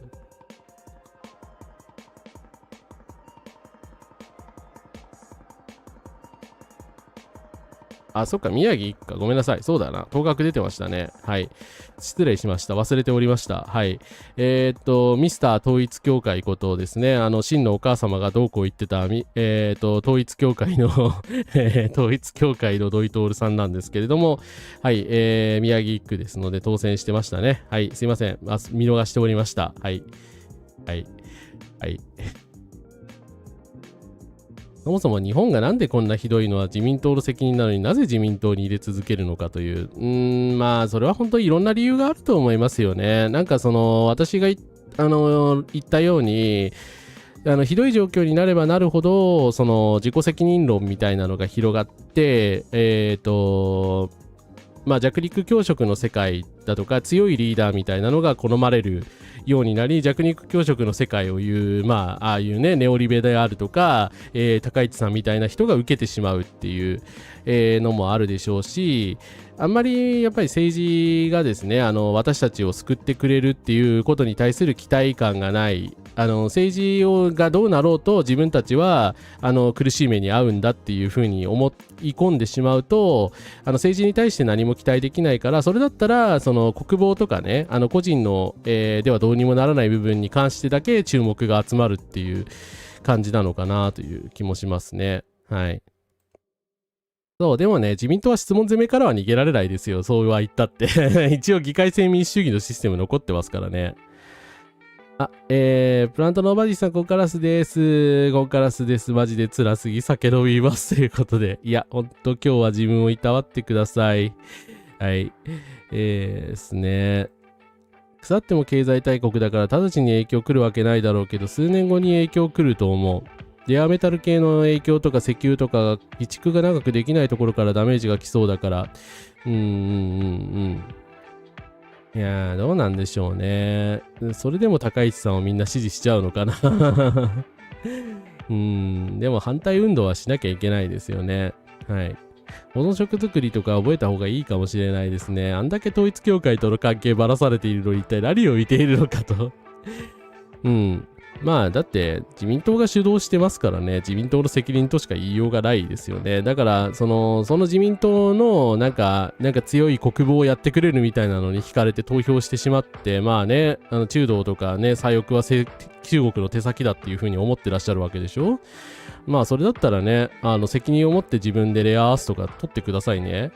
まあ、レアアースをだから、この前、沖ノ鳥島から取れたことを思って、沖ノ鳥島から取れるので問題ないです。私どもはね、経済レジームを変換していくんですっていうことを、高市さんなんか堂々と言って、さすがにびっくりしたんですけど、何十年後の話してんですかね。レアアースって生成が時間かかるんで、そんなことできる、急に転換なんてできるわけないんですけど、まあね、そんなことをやってる間にレアアース事業、日本のレアアース事業絶滅してるかもしれないですけど、でも本当業者さんだけはね、なんか救済措置とかないと本当まずいですよね。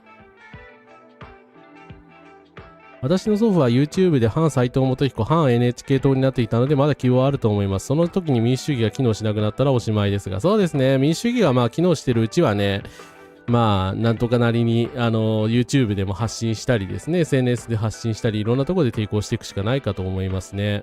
はい。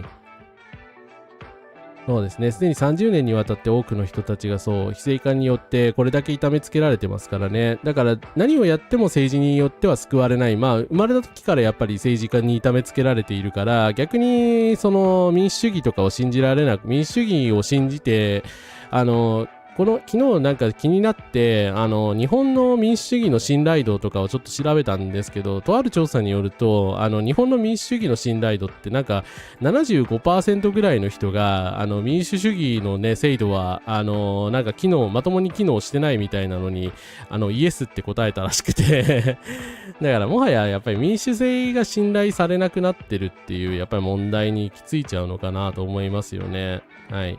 で、民主主義制が信頼されてないので、その独裁的なリーダーが余計今支持されるみたいなですね、ちょっと悪循環に陥ってしまってるのかなと思います。はい。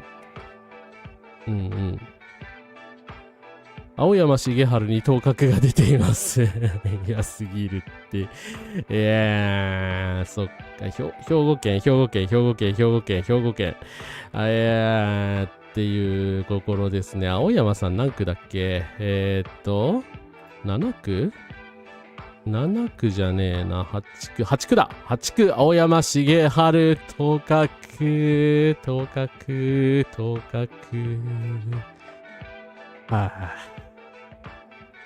やっぱり当選したか。って感じですね。本当お疲れ様です。ウイエソーレさん、コンカラスです。国防だって究極やることになるのは自分たちなんですけどね、っていう、そうですね。なんか右翼の人たちはさ、なんか左翼はなんか愛国心がないから、愛国心がないやつから戦場に送り込まれるんだってかたくなに信じてる人がたまに見かけるんですけど、そんなことないと思いますよ。若くて健康な人から優先でしょ普通に戦場に送られますよ。そんなね、左翼だから、なんか戦場に送られるとか、そんなことないと思いますけどね。それでも日本人は統一教会を選んだという結果ですね。統一教会を視点においてこの結果はどう思うんでしょうか。いや、韓国からね、やっぱり軽蔑されるでしょうね。仕方がないと思います、それは。自民党に投票する理由は自民党だからだという理不尽と思われる言説、実感を持って噛み締めておりますっていうね。そう。だから自民党が自民党であるから支持するっていうのは、やっぱり権威主義ですよね。はい。権威があるから、ブランドがあるから、支持するっていうことなので、理屈じゃないんですよね。はい。収容所には行きたくないですからね。まあ表現の自由があるうちにできるだけ言っておくしかないですよね。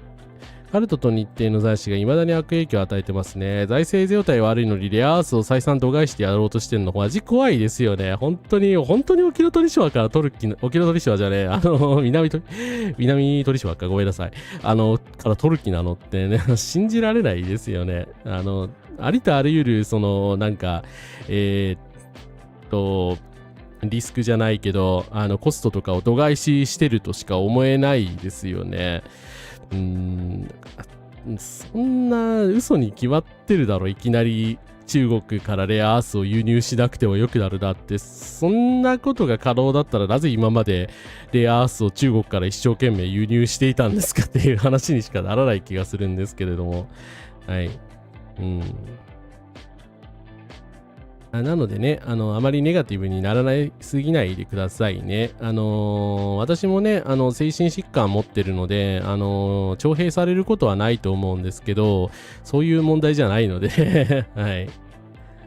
そう、どうせ民主主義じゃ変われないから、その全体主義的なリーダーを選んで、強引に改革してもらおうと。イラン革命を起こした人たちって結構そういう考え方だったんですよね。イラン革命っていうか、今のね、ハメーネイみたいなですね、イスラム教の強い指導者が、全体主義的な支配をすることによって、イランをですね、強くて良い国に変えるんだというですね、強力な指導者がそのためには必要なんだよという、考え方だったんですけど、だから同じような、まあ、ちょっと心理的なあれが働いてるのかなとは思います。はい。これかな？ちょっと待ってくださいね。今調べているので。はい。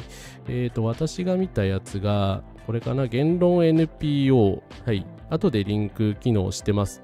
リンク、貼っておきますが、代議制民主主義が機能していないと、日本人の半数が感じていると、半数どころじゃないか。74.5% と7割超が日本の課題解決は期待できないというふうに考えており、国民の政治不信は著しく高まっていると。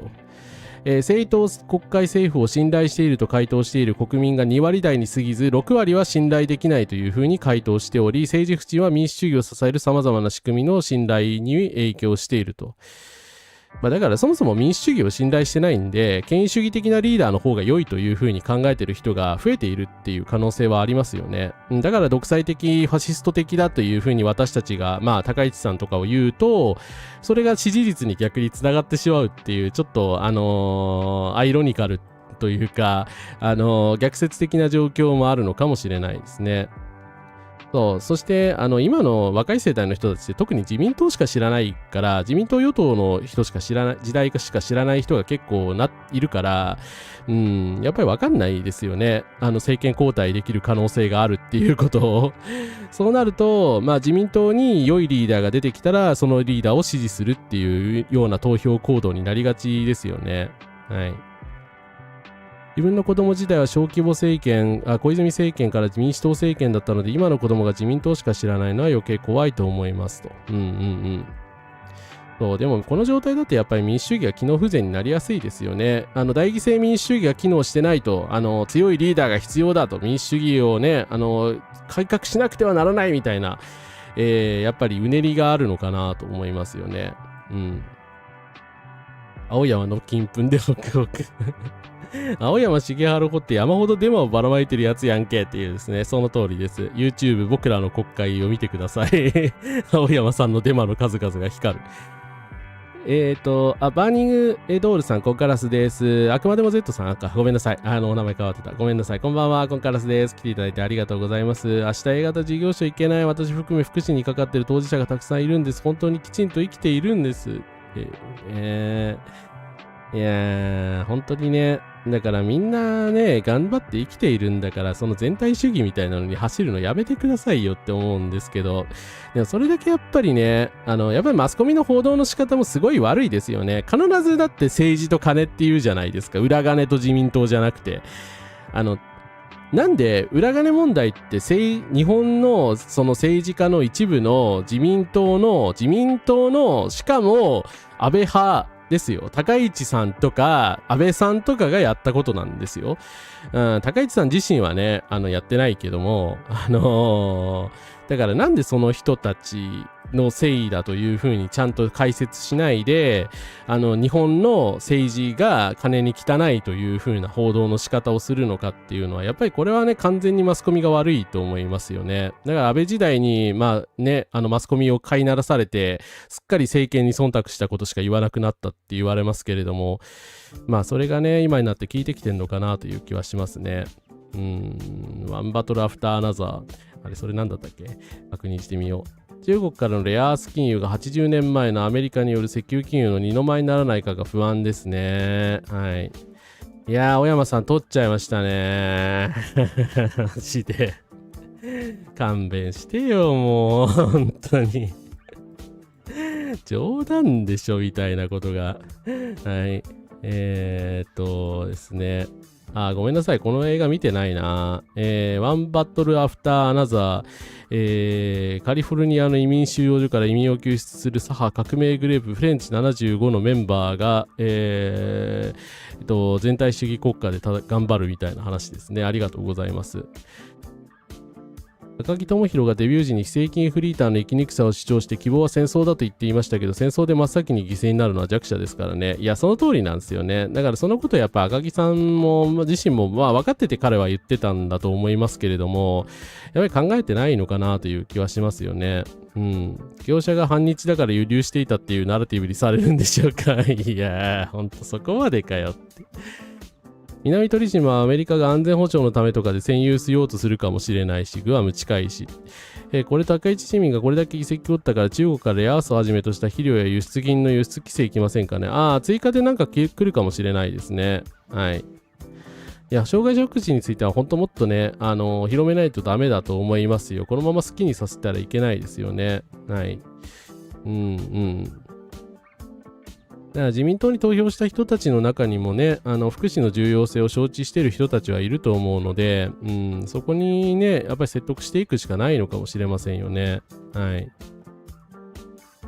朝鮮特需をもう一度みたいなことはさすがに言ってなかった気がしますけど、でもただのリセット願望ですよね。ただこういうリセット願望とかやけくそ願望みたいなのはやっぱり高市支持の根底にあるかもしれないですよね。はい。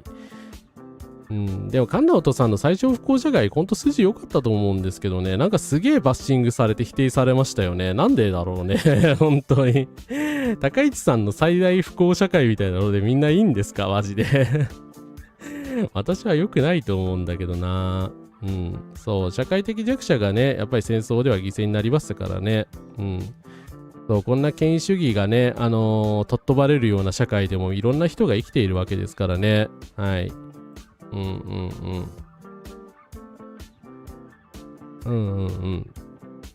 まあそうですね、ネット右翼の人たちは思想の根幹に優越感があるからね、同性婚でありたりですね、外国人労働者であったり、マイノリティの人たちが権利を主張すると、なんだろう、そもそも彼らを見下してるからずるいみたいな感情を抱くわけですよね。やっぱりその差別意識がやっぱ根底にあると思いますよね。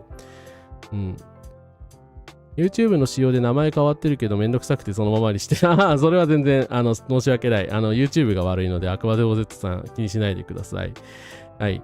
宣言の再現にしか見えないですね。調べたがらない人がどうせ政治家はみんな金に汚いだろうっていう逃げ道になるんですよね。政治と金って言うと。そうですよ。政治と金って言っちゃいけないんですよ。だから政治と金って言うと、政治家はみんな金に汚いっていう風になるし、安住さんだって裏金議員って言われてたわけじゃないですか。とんでもない話ですよね。それデマですからね。デマ。でも今回ね、それで選挙で負けちゃったわけですし、もうとんでもない話ですよね。嘘を言われて、レッテル貼った方が勝ちみたいな感じになってしまいましたしね。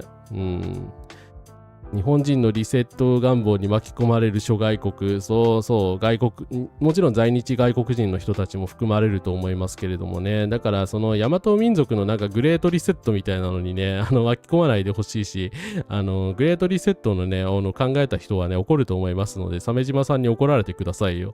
ね。KMT さん、高市絶火劇場の始まりや。村上正文さん、希望はどこだ。コンカラスです。来ていただいてありがとうございます。いや、ほんと自民党と金だし、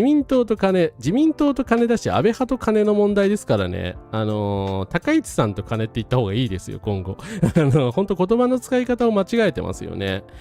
だから、安住さんまで、だって政治家と金だったら、安住さんだってそりゃね、当然に含まれるっていうふうに思っちゃうし、そっか、安住もやってたんだってなるじゃないですか。でもそうなると、宮城のようなことになるわけですよね。とんでもない話ですよね。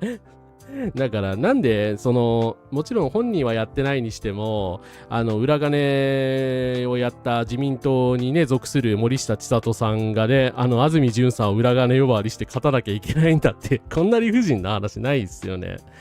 はい。いや本当ね、自己責任論がこれ以上進んで高齢者バッシングが進んだらね、本当自分がね年を取った後にひどい目に遭いますからね。はい。いやーでも郵政解散レベルになっちゃうのかな。郵政解散の時って何議席ぐらいでしたっけ。ちょっと調べてみるか。下村博文がどうなるか見届けたかったですが、明日仕事なので寝ます。皆さんもまたくし過ごしてください。いや、サリーさんいろいろありがとうございました。ありがとうございます。そうマイノリティはあるべき権利がないと望んでるだけで、何も特別なことを求めてるわけじゃないですからね。はい。そこ本当に、勘違いされてますよね。共産党のたむともチャンネルでの街頭インタビューで高市支持者とみられる女性2人に田村さんが高市さんは選択的夫婦別姓にと同性婚に反対していると言ったらって言ってました。言ってたみたいですね。はい。まあそもそも知らないんですねっていう感じですけど、はい。郵政解散で327議席か。超えるかな。さすがにこれは超えない気もするけど、法案に反対しない議員を公認しないばかりか対立候補を擁立するなどの暴挙に出た小泉純一郎というね、やつがいたんですけど、はい。選挙の結果、自民公明の2党で327議席。でも自民公明327議席だったら、もしかすると、あれか、自民維新で327は超えるか。はい。郵政解散並みか。いや、確かにインパクト大きいな。リベリオさん、聞いてくれてありがとうございます。残念ですね。選挙期間中、対抗勢力を悪魔化したり、その支持者を揶揄する言説が飛び交ったが、そのが投票行動を変えられるわけがなく、後ろ確信を迎えてしまうというツイートを今しがたツイッターで見かけたんですが、批判という行為もそのものを意味嫌うのはね、やっぱり権威主義の人たちってクリティカルシンキングできないですからね、そもそも権威を信じるか信じないかみたいな、世界観で生きてる人たちなので、やっぱりその権威主義的パーソナリティをなんとかしてもらわないと、ちょっとどうしようもないんだよな。沖縄2区自民当確マジですか？こっちだと当確出てないんですけどね。いやー、マジか。それは厳しいな。ちょっと待ってくださいよ。宮崎さん当確出ました？ちょっと今調べますわ。いやー、ちょっと待ってくれ。オール沖縄で、今のところ2選挙区負けているっていうことですよね。だから勝てるかどうかになってんのは、赤嶺さんだけですか？いや、マジか。ちょっと今のところは、各、衆院選のいろいろなサイト見て回っているんですけれども、宮崎正久さん当確は出てないですね。はい。嘘だと信じて、嘘だと信じたい。沖縄全滅はさすがにやばすぎますね。はい。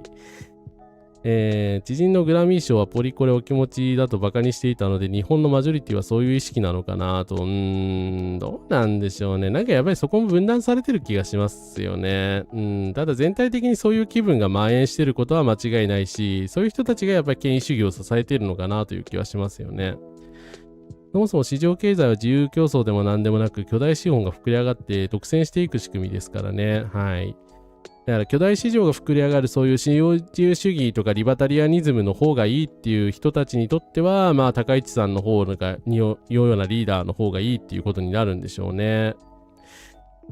市場経済といえばまさにドイツは株式市場でそこまで有限会社が多いけど、経済はそれなりの規模を保てているという指摘を見かけました。公平な競争というのを突き詰めると、プロ野球は公平に大谷翔平のクローン同士みたいな話になるし。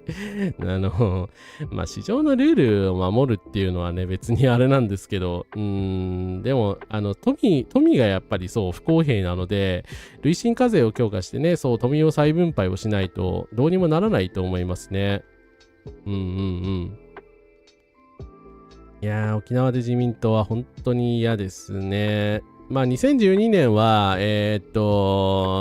民主党が分解して、安倍さんが復権したっていう感じなんで、その時はね、何議席だったかな。ただそこまでね、その時はどちらかというと民主党への失望票が安倍さんに入ったという感じなので、そこまでね、確かに対象したんですけども、熱心なね、安倍支持者が頑張ってやったというよりかは、民主党への失望票が、すべて、安倍さんに入ってしまったというような流れだったと思います。自民党だけで294議席ですね。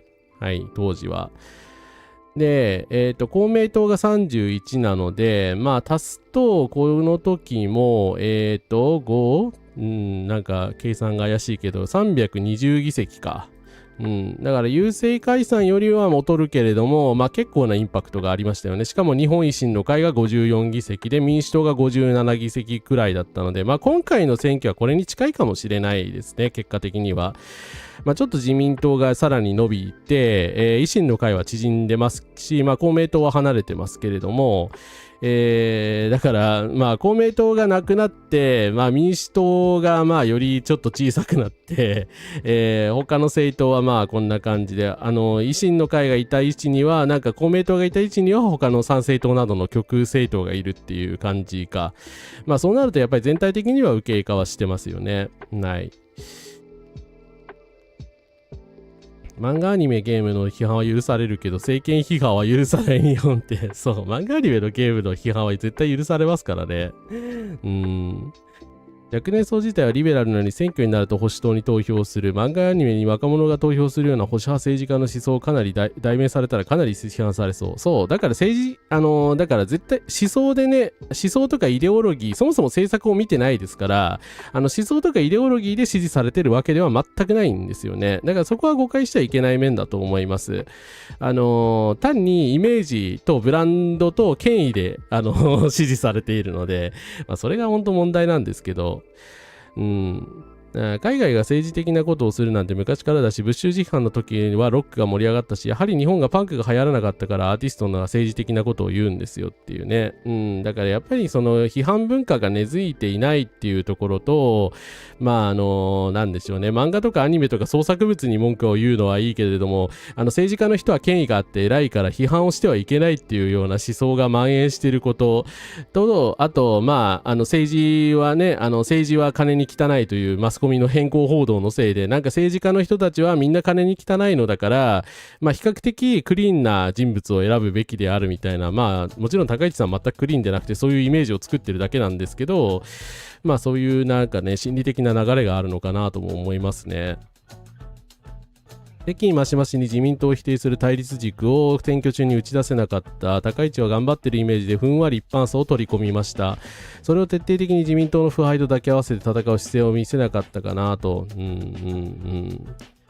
そうですね。なんかね、自爆はちょっとすいません。あまり呼び方としてよくはないと思います。ただね、なんだろう。やっぱりそこのこういう権威的な方向に行ってる人たちがとても社会に多いっていうことに対して有効にまあ語る言葉を持ち得なかったっていうところではあるかもしれないですね。はい。そうですね、ジョン・ドールズはね、資本主義を否定したわけじゃなくて、公正性とかね、正義論をね、言ったんですけれども、まあそういう思想もね、やっぱり理解されてない感じですよね。はい。09年以前はネットの安倍人気って薄かったです。今では信じられないが、石破が麻生に並んでネト予想に人気がありました。そうなんですよね。もともとそうでしたからね。右翼でしたからね、あの人。はい。安倍さんは政権を奪取してからどんどん持ち上げられたイメージですと。ああ、なるほど。ありがとうございます。解説ありがとうございます。私はね、暖房つけてるので大丈夫ですが、皆さん、ただでさえこういう状況なんで、本当体にはお気をつけてください。はい。イリーガルな方法の方が強いんですよね。即効性もある。ただ長期的に見たときには正義が勝つのが健全な社会で、そうなると、信じて障害者福祉が与えられているものを全力で使い倒しましょう。はい。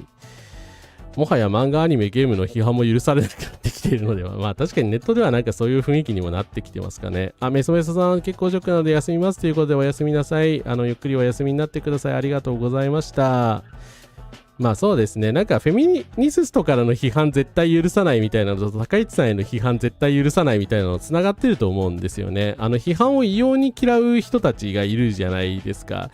まあ、私はね、何でもなんか権威主義につなげて考えちゃうんだけど、まあ、やっぱりあれもね、権威主義的なね、思考の人たちだと思うし、まあ民主主義がそうやってお互いに議論を戦わせるみたいなのを理解できない人たちなのかなという気はしますよね。はい。言葉の意味も知らないで使って調べることもしない。ポリコレとか左翼とかミーム的な使い方止まりでそこから説明しなきゃならんのかとなりっぱなしですね。はい。デマによる悪口のアウトソージング手法がすっかり確立しているなと思う。自民賛成がやってるのはこれですね。選択的夫婦別姓や同一選考の実現を期待して高市自民党に投票した有権者もいると思いますが、さて高市自民党にそれに反対としたときどう思うのでしょうかって、まあトランプにやっぱりね、なんか政策を知らないで投票しちゃったのとあんまり変わらないですよね、そうなると。だからなんて言えばいいのかな。でも知性の問題ではないんだよな。だからやっぱり権威であるとか、ですね、トランプのそういうポピュリズム的な手法自体が、いいと思って、政策をよく見ないで投票してしまったっていう感じですよね。00年代初頭からネットを見ている自分からすると2チャンネルの意見がそのまま世論に反映される社会になったという気分です。女性やリベラルへの冷笑って当時のネットコミュニティからどんどん拡大してきました。そうですね。当時アングラと言われてた意見が、ついにですね、社会の中心に来るようになった結果としての、高市現象であり、参政党現象であるという気はしますね。選挙に無関心だと自分が決めつけていた人たちが選挙の後に徴兵制が始まると言っていました。まだまだ民意は終わっていないと信じたいです。ありがとうございます。そうですね。少しなんか希望のある話をしていきたいですね。もちろん今回反対している人もたくさんいることが可視化されたので、はい。これからですね、頑張っていきましょう。そう、女性総理だからいいはずなんだっていう風にね、それ思い込みですからね。はい。今のワンピースとか果てしなきスカーレットとか怪獣8号とかは批判されてますよね。00年代のネット言説は社会的に蔓延した結果が今のヘイトまみれの社会ですね。はい。自分たちの好きなものに矛先向けられたら無条件に知れてる人たち。だからなんて言うんだろうな。でもなんだろうな。反知性というか、やっぱり、批評自体が、悪の行為であって、やっぱり他人に対してね、そうやってなんか攻撃的になるっていうこと自体が良くないっていう。だから、なんでしょうね。優しさで全てを包み込みましょうみたいなのが受けるっていう感じなんですけど、やっぱり非常に権威主義的ですよね、考え方が。その自覚はないんだと思いますけどね。今、国場幸之助さんが 41% 対赤嶺政権さんが 38% になってる。いやー、もう、マジかよ、もう。学校で高市さんをバカにした発言をしたら、ほぼ真顔で高市さんをバカにするなって言ってくると。生がいます。バカにするのはね、言い方によると思うんですけど、でも批判を許さないっていうのはおかしいですよね。はい。アメリカは FOX ニュースがデマをばらまいてるし、やっぱりデマがインターネットの通貨って言われてるし、その通りだと思いますね。社民党さんはでもまだ、だって参議院議員が、いるんですから、政党要件自体、でも今回ちょっと待って、社民党さんのでも政党要件って今回 2% 取らないと剥奪されちゃうんでしたっけ？ちょっと待ってください。ごめんなさい。その辺分かってなかった。はい。ちょっと確認します。KMT さんおやすみなさい。来ていただいてありがとうございます。ありがとうございました。民衆広告にならされすぎです。真実よりも自説に都合の移民が犯罪を犯したというようなナラティブが優先されてしまう。そこなんだよな。やっぱり何も規制がないところだと、嘘とかを効果的にばらまく人たちの方がね、有利ですよね。だからルール自体が歪んでるんで、どうしてもそうやってズルをしたりとか、チート的なことをする人たちの方が伸びてしまう。そういう問題があるのかなと思いますよね。だからそもそものルールが不公平なんだから、ですね。2025年の参院選で 2% 確保して、政党要件3年間は、取れるっていうことなので、おそらく、今回はどうなんだろう。大丈夫じゃないのか？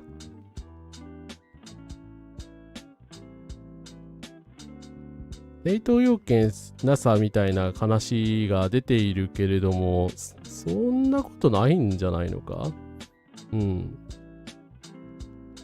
て思うんですけど、去年のね、参院選では、政党要件の 2% をクリアして、議席を確保しないと、まあ確かに国政政党ではなくなるっていうような、条件なんですけど、はい。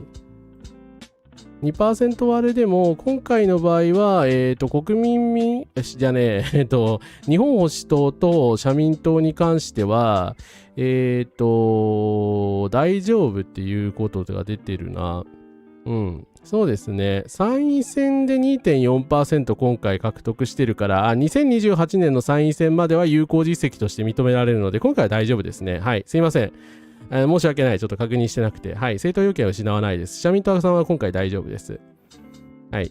2024年、去年じゃねえ、2025年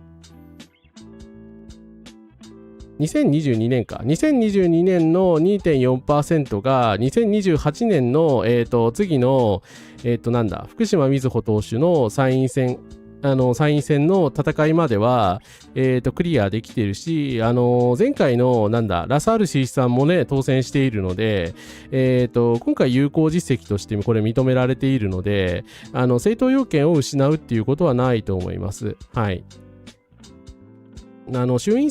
今回の衆院選でもね、政党要件を失うっていう話がね、一回も出てないので、大丈夫だと思いますね。ちょっとごめんなさい。改めて確認しますけど、今回はおそらく大丈夫です。はい。ユービックさん、コンカラスです。社民党とりあえず大丈夫なのは良くない話題が良かったんでね。はい。22年から6年なんで、期限切れてないですね。はい。村上誠一郎さん当選したんだ。複雑だけどちょっと嬉しい。それ良かったっすね。すごいな、彼。っていうか、まあ自民党が大勝ちしたとはいえ、すごいですね。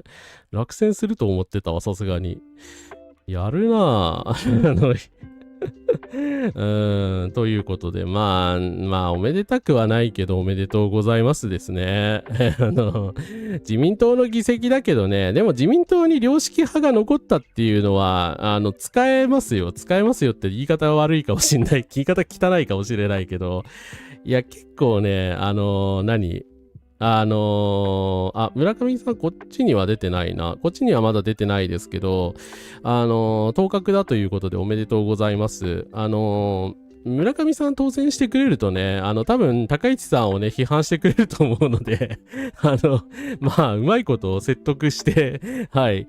まあ、中道には来てくれないと思いますけど、この状況だったら。なんかね、ちゃんと物を申してくださいよって、いや、あなたたちだってね、そんな好き勝手言わんでくださいよ、みたいな、ことは言えるんじゃないかと思います。はい。そう、そうですね。だから選挙でヘイトスピーチ飛び交ってんのが異様ですからね。法律違反ですからね。そう。で、ルールを敷こうとするとなんで自由を重んじるリベラルが規制を進めるのかみたいなことを言われるって。いや、だからヘイトスピーチは自由な言論じゃねえからって。何回も説明してるよ、それもっていう話なんだけどな。分かってくれないですよね、なかなか。彼ら分かりたくないんだろうね。はい。大阪9区の西尾さんもしかしたら比例いけるかも。マジですか？それは、いいニュース。社民党ですよね。西尾健吾さん。いや、当選してほしい。めっちゃ当選してほしい。当選したらね、彼が当選したら、まあ、余裕で政党要件もクリアだし、議席も確保ですよね。はい。いやー、チーム未来がまあまあ取るのほんとだるいですね。チーム未来の票全部社民党に移管できないですか？いや、本当なんか無駄な政党に、無駄っつったらちょっと申し訳ないけど、チーム未来になんか議席10も20もくれてやるんだったら、社民党に1議席ぐらい分けろよって感じなんですけど、そう思いません？そう思いません？はい。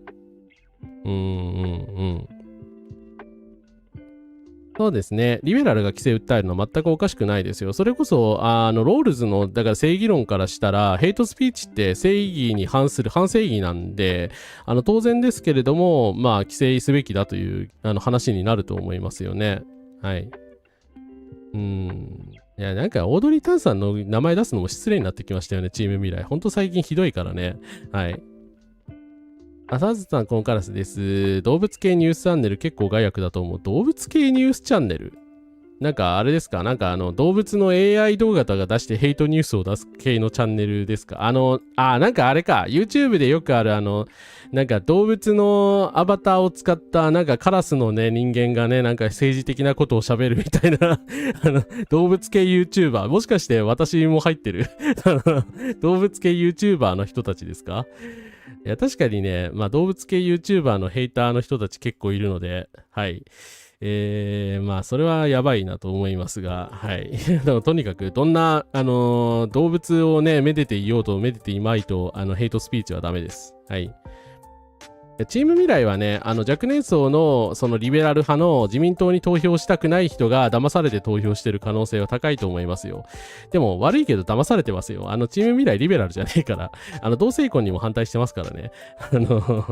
全然リベラルな政策を実現する気がないと思いますし、AI は推進してますので、はい、よく、公約を読んでください。それはさすがに騙されてると思います。はい。チーム未来は株式会社でやれって感じですね。VTuber の沖野空さんだっけが言ってたけど、要はベンチャービジネスできないから政治でビジネスをやろうとしてるだけの人たちで、まあ私は維新の同類だと考えてるんですけど、いろんな意味で。はい。だから政治でビジネスすんのやめてくださいっていう話ですね。はい。ガラスマチャンネル有害コンテンツだった。いやー、一部のそういう、そう、サメとかタヌキとかの人たちと一緒にしないでください。いや、本当にね、サメとかタヌキのアバターでね、ヘイトスピーチしてる VTuber、自称 VTuber みたいな人いるんですよ。はい。うんうんうん。チーム未来、しょぼいピーター・ティールやヒーロン・マスク。そう。ピーター・ティールとかイーロン・マスクのね、スケールダウンバージョンと考えた方がいいと思います。はい。中道の警察がクソで未来に入れようよと思ったりは言え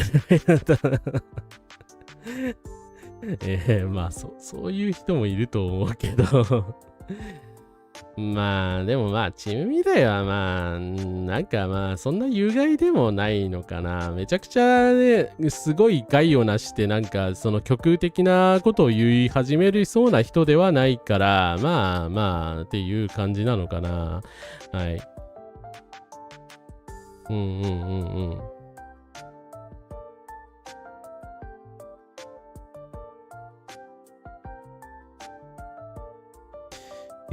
ですね。すいません。ちょっと沈黙しちゃった。社民共産は今回の選挙で他党から転向した人、された人の意見を分析してほしい。そうですね。はい。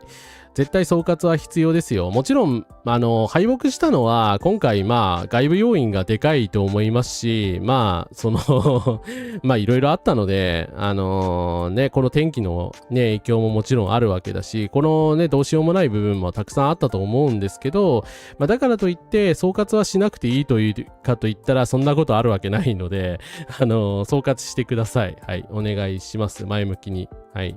旅の空さんですね。ごめんなさい。お名前間違えてました。失礼。失礼しました。はい。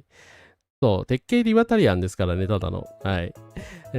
まあそうですね。だからといってね、批判しないで無視してたらね、なんか変なこと言い出したりしたら困るので、ちょっと、要警戒ではありますね。データセンター増設のために原発いるみたいなことも確か言ってた気がするし、そもそもね、今の AI っていうか LLM を全面的に肯定してて、普通にね、データセットのね、著作権のね、緩めてくださいみたいな、むしろ規制を緩めましょうみたいなことまで言い出してるので、まあ私は論外だと思ってます。まあ私もね、だから翻訳とかに使ってますけども、イラストレーターの人たちの意見とか聞いてますっていうねまあ安直にだからね、AI を推進してね、何でも AI 動画にすりゃいいみたいなことは言えないはずだと思うんですけどね。はい。ちゃんとクリエイターの人たちの意見は聞きましょう。ということで、ちょっとお水飲ませてください。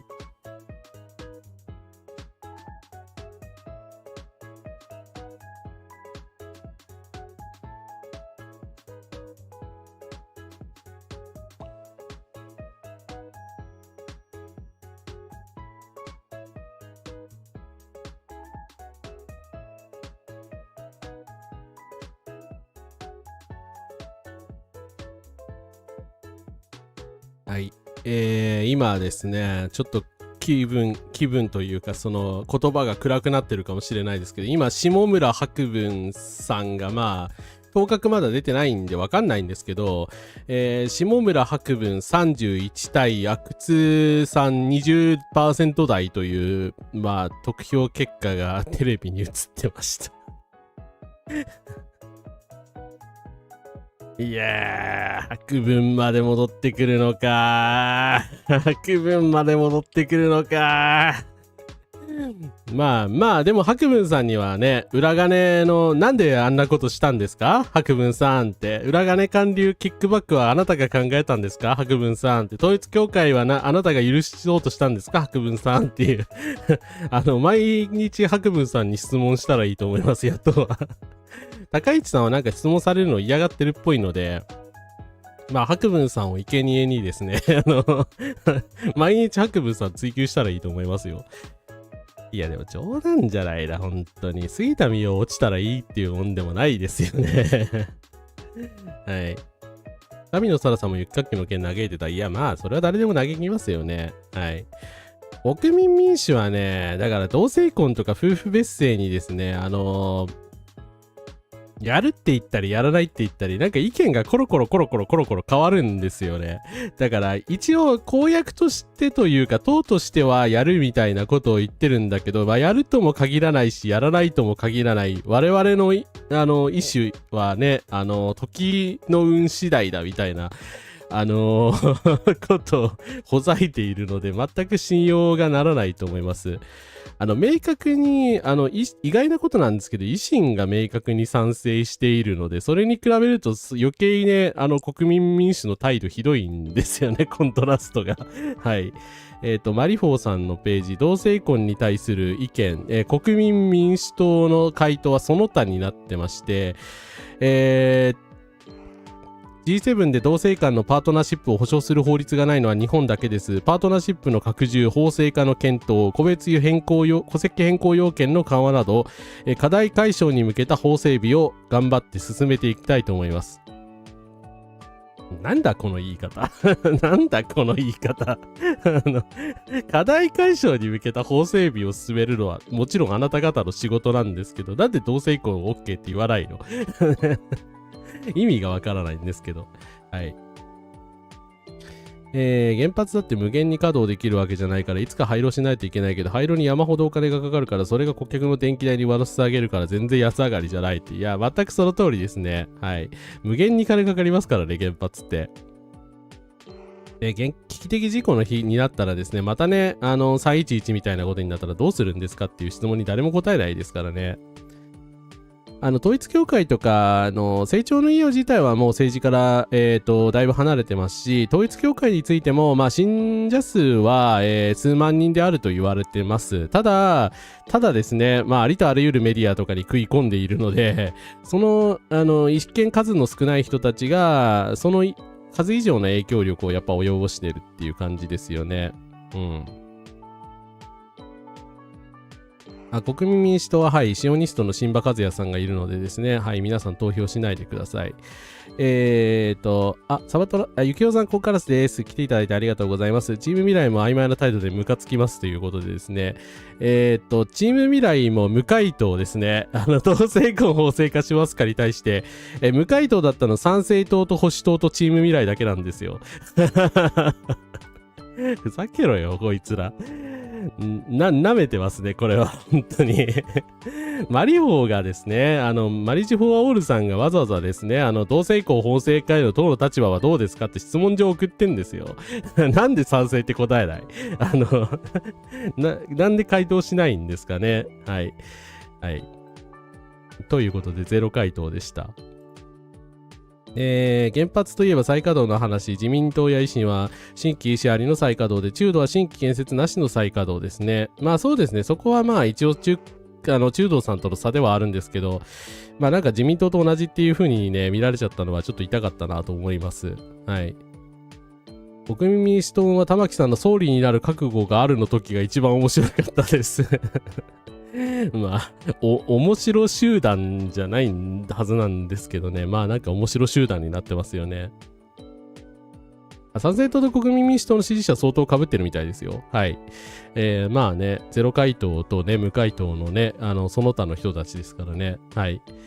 2019年頃の玉木戻ってこいや、その他って何ですか？ちなみに自民党のその他はですね、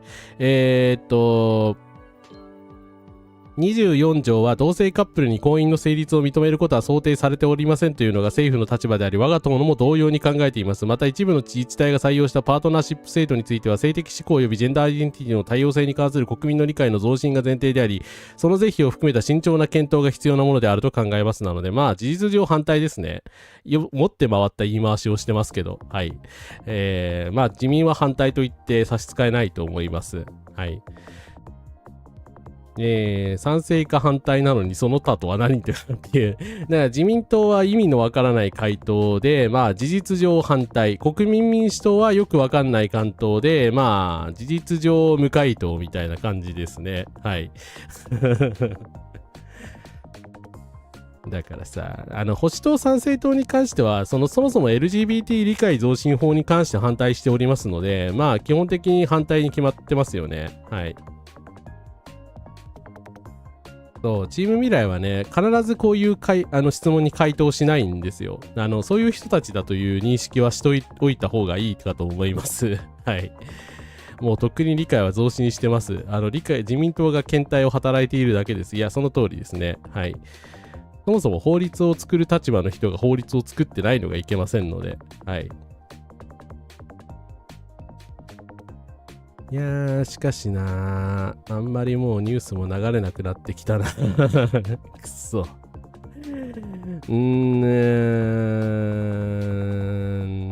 やー、このままちょっとなんかな、もう少し頭角出てくれないかな。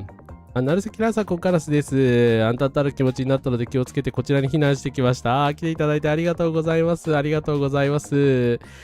社会科学動画コンテンツを佐賀牛耳るぐらいの勢いが必要かもしれない。いや、ほんとね、まあ、ファクトチェックとかそっちの方面ではね、我々がやっぱり牛耳らないとダメですよね。YouTube 全体がもうダメな状況になってきてるので、はい。やっぱりね、YouTube Japan にヘイト動画を消させるとか、そういう動きも必要かもしれないですね。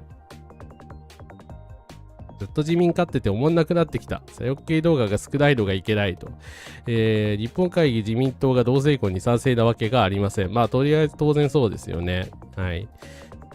百田お茶の水大学のトランスジェンダー女性差別をしてましたからね。まあ、百田直樹というか、参政党とね、日本保守党は、まあ、言うまでもないですけど、完全にLGBTQ ヘイターの政党なので、はい。一切ね、そういうことには期待してはいけないと思います。いやー、なんか萩生田さんに関しては今ちょっと出たけど X を検索して出てましたけど、これこれはもう逆転厳しいかな。いやいやいやいや、きついなー。ちょっときついですね。まあ、でもしょうがない。どうしようもないな。まあ、とりあえずだからもう当選した上で、ですね、まあ、萩生田に関しては徹底的に批判していくしかないっていう感じですかね。というか、共産党さんの頭角についてちょっと検索してみるか。ちょっと待ってくださいね。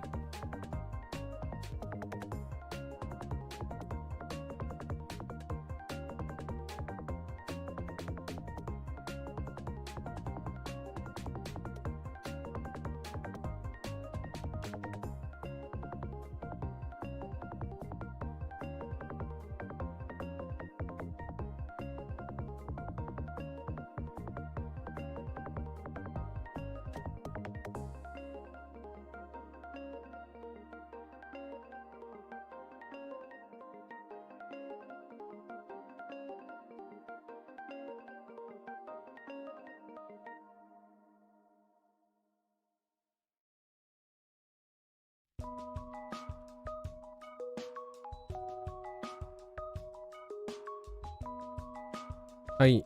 辰巳孝太郎さんの頭角は間違いないですね。先ほども言いましたけど、おめでとうございます。でもなんか、検索しても、なんか、先ほどね、南関東の、田友委員長と畑野公恵さんはおそらく当確であろうということで出てるんですけど、あと2人ぐらい当確が出てるっぽいんですけど、ちょっと見えないな。ちょっと確認してみます。さすがにめっちゃ寒いので風呂入ってきます。キャミさんおやすみなさい。皆さん暖かくして寝てくださいね。はい。最後まで付き合わなくてもいいので、私はね、遅くても、11時かそれぐらいには、11時かそれぐらいにはもうやめようかな。やめようかなって、今回ちょっと結果があれだったので、はい。なんかギリギリでね、あれしてる人たちがね、もっといるんだったら続けますけれども、はい。そうですね、お茶の水の件からね、トランスヘイトが本当日本でもめっちゃくちゃ拡大しましたからね。はい。萩生田さんのこれね、ニュース見てんのかっていう、いやー、結局八王子は萩生田なのかっていうですね、がっかりしちゃいますね。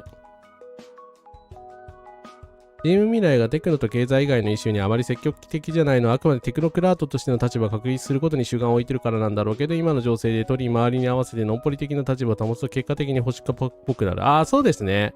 多分自民党の顔色を伺ってるんじゃないですかね。だから、自民党に合わせない、ある程度合わせないと左翼って言われるから、それは嫌だみたいな感じなんじゃないですかね。だったらその他にしときゃいいのにね。そうですね。デマを周期するリベラル系の人たちもね、なかなかいないですからね。いや、中道ボロ負けですよね、これ、正直。だから、なんかな。これについてのね、総括自体は必要だと思うけど、やっぱりその高市さんの今回作戦勝ちだったような気はしますよね。短期決戦にして、冬場でそういう不動票の人が当選できないようにして、組織票で攻め込みつつ、ネットでですね、大量にデマ混じりの動画を流したり、1億円 YouTube に突っ込むというそれだったらね、高市さんもともと人気あったから投票しちゃいますよね。無理しないでくださいね。赤嶺さん当確出てません。先ほどのデータだと、国馬41対赤嶺38という、ちょっとね、ってなるような、流れのデータも出ました。はい。はい。全体の投票率気になりますね。そうですね。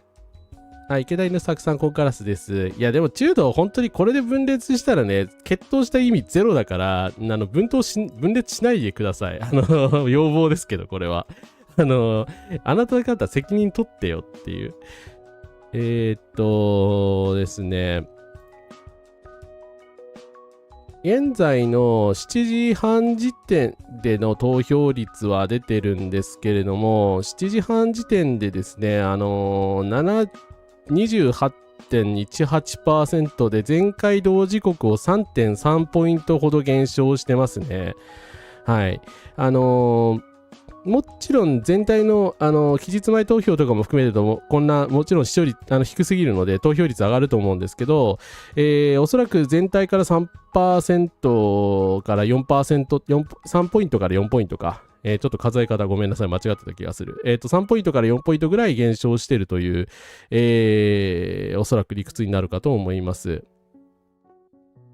リクイモトスキさん、コンカラスです。これまで以上に公権力が排除を正当化するでしょうから、身の回りの外国人をいつでもかくまえるようにする必要があるかも。そうですね、ISE 監視みたいなことやらなきゃいけないかもしれないですね、今後。はい。不正も職も政治的失点にならないのなら、もはやそういう人たちは無敵ですよね。はい。自民への不信感のきっかけになるような要素は結構多そうなので、YouTuber あたりにそこをついてほしいですね。分裂はしないでいいけど、野田さんは降りてほしい。そうですね。チーム未来もやたら対立を嫌って建設的な議論を重宝がっている印象があります。その姿勢はどうなんでしょう。なんかね、ネオリベっぽくなった国民民主党じゃないですか、それも。だからみんな批判って言われると嫌いな気持ちが湧いてくるから、私どもは攻撃してないって言いつつ他党の悪口を言うっていう、国民民主党ムーブをするようになるのかな。チーム未来さんに関しては国民民みたいにその霊障嘲笑みたいなことはやってないと思うので、そこだけはね違うかなと思いますけどね。殺傷力のある武器輸出とかどうなるんでしょうか。いやー、でもな維新のやりたい放題やらせてたらね、やる気だと思うので、まあそこは本当市民運動で止めるしかない気もしますよね。まあそれはね、本当今までもそうだったし、イスラエルのドローンに関してもそうなので、はい。まあ、やることが変わるわけではないかもしれないですね。自民党の議席がぐっと増えたからといって。はい。柔道には言いたい方で山ほどありますね。はい。だからいつもより 3.3 ポイントぐらい、投票が落ちているので、そうですね、半数近く、まあ、58% とか確か前回が、60% 以下だったような気がするので、まあ、おそらくは、そんな感じになっちゃうのかなと思いますね。ちょっとニュースソースがないですが、ツイッターで確認してる人がいて、日本共産党さんは、タムトモさんは当確、畑野公恵さんは当確、辰巳幸太郎さんは当確、やはりこの3人が間違いないようですね。で、5人ぐらい当選するっていう見込みも出てるんですけど、今のところ、塩川哲也さん、本村信子さん、赤嶺政賢さん、田村隆明さんは接戦状態にあり、まあ、当確がちょっと出てないという状況みたいです。はい。ですね。私は中道って言葉で良い印象がない。そこなんだよな。イメージ悪いですけどね。あ、同説役に行った。ありがとうございます。ありがとうございます。ありがとうございます。メンバーって私のメンバーシップ。いや、ごめんなさい。ちょっと意味が取れなかった300議席超えを連発してたらしい安倍政権って強かったんだなと比べれば今はゾンビみたいなものかっていう、まあなんか安倍さんのね、やっぱり自爆霊を呼び寄せるっていうその芸が炸裂した感じですよね。まあ安倍さんの高齢術をやってたね、兵庫8区の、青山茂春さんっていう人が見事当選したのでですね、これは安倍さんのパワーによるものと考えて致し方ないと思いますね。いやだから本当なんで中道って名乗ったっていう話なんですよね。だから公明党さんに配慮したのか、まあ、実際のその政策的な面でもそうですけれども、なんか公明党さんの新党になったのに公明党さんの政策ばっかり言ってて、なんかあんまりね、立憲民主党時代に言ってたことあんまり言ってくれなくなったから、まあ、そこが一番心配されたとこですよね。はい。まあ、ただね、今回はそのリベラルだとかリベラルじゃないとかっていうレベルでなく負けてるので、そこは総合的に分析してほしいなと思いますね。烏丸さんのメンバーシップっていくらかかりますか？月500円から入れます。よかったらぜひご検討ください。国会中継とかですね、メンバーシップ、チャンネル登録、高評価、ぜひともいつでも歓迎ですので、よろしくお願いいたします。よろしくお願いします。月500円で入れますので、いろんなプラン一応用意してあるんですけど、私に寄付できるだけなんで、500円払っていただければですね、どなたでも入れますし、アンチファンでも入れますし、一切の制限なく全てのメンバーシップ限定動画が見れるようになりますので、はい、たむたむさんの国会論戦とか、高市さん対小西博之さんの国会論戦とか見たりしてるので、はい、よかったらチェックしてみてください。はい、メンバー限定でお歌の配信はどうでもいいですね。はい。いやー、赤嶺さん当選してほしいですね。絶対当選してほしい。いやー、さすがに赤嶺さんまで負けてしまうと、オール沖縄がもしかしたら全滅するかもしれないので、それは最悪ですよね。3区、4区はもう自民党の勝ちでもう決まりみたいなんで、あまりに投票率が低いとその正当性に絶えず疑問符がつく300議席になりそうですね。はい。だから3% を超えてやっぱり3ポイントを超えて5ポイントとか4ポイントとかまあ、下がるともう当確はねおそらく当確通貨当選がいくらまあ300議席したって言ったとしてもまあそもそもねほとんどのね人たちは信任してないだろうっていう話にもなりますよね。はい。いやー、でもほんと自民党強すぎるな、今回は。まあ、安倍時代に、間違いないというか、先祖返りしたような、感じにはなりましたよね。はい。ちゅうことでですね。ちょっと待ってくださいね。赤嶺さんが気になりますが、そろそろふて寝しますということで、お疲れ様です。本当お疲れ様でした。ベッドさんありがとうございます。おやすみなさい。ちょっとオール沖縄さんが、気になるので検索しつつ水を飲みます。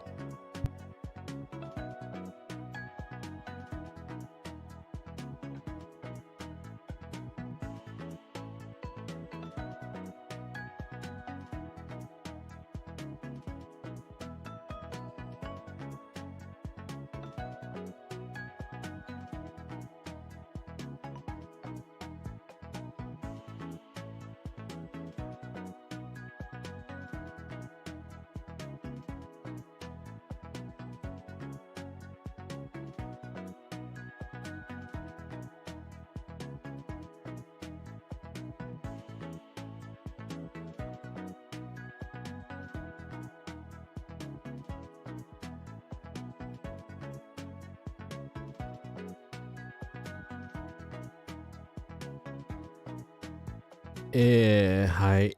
今ですね、琉球新報さんの記事を見つけたんですけど、沖縄2、3、4区は自民党だそうです。はい。第51回衆院選が8日投票され、県内4選挙区、赤嶺さんはまだ出てません。のうち2区が自民党前職宮崎正久、島尻さん、そして西田幸三郎氏が、当選を確実にした、今回の選挙割となって沖縄2区で自民党候補が勝利するのは初、いや言葉がないですねこれはもう最悪だな。まあこれで赤嶺さんが落選してしまったら西目幸三郎さんですね。失礼しました。正直オール沖縄の枠組み自体が崩壊しかねないダメージですよねこれは。いくらね、自民党のそういう風が吹いていたとはいえ全滅はないよ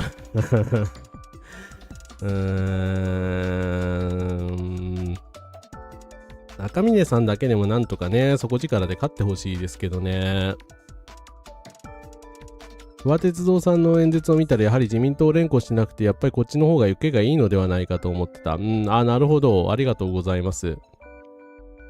まさに闇の力が働いているとしか思えない。まさに闇の陰謀です。いやー辛いですねこれは。本当に辛いな。やっぱ沖縄がこうなってしまうのはちょっと辛いものがありますね。参政党もね結局その自民党の票を割るのには何の役にも立たなかったということなんですかね。いや宮崎さんって差別主義者ですからね入管に関してもほんとひどいこと言ってる人なんで、個人的にも非常に嫌いなんですけど、なんかこの人が普通に小選挙区で、今まで小選挙区では絶対に負けてて、惜敗で、比例で、上がってた人なんですけど、ちょっと、堪忍してくれよっていう感じですね。赤嶺政権さんがね、勝ってくれれば、そうですね、ギリギリつながるとは思うんですけど、はい。ですね。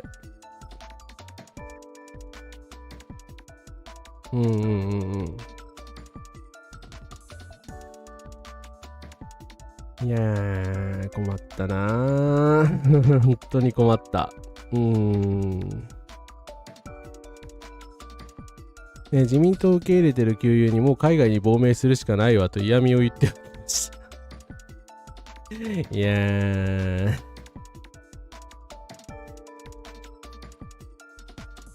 杉田水脈さんがね、小選挙区で消えて亡くなったことぐらいですかね。なんか自民党側に敗北のニュースだったのは、でも、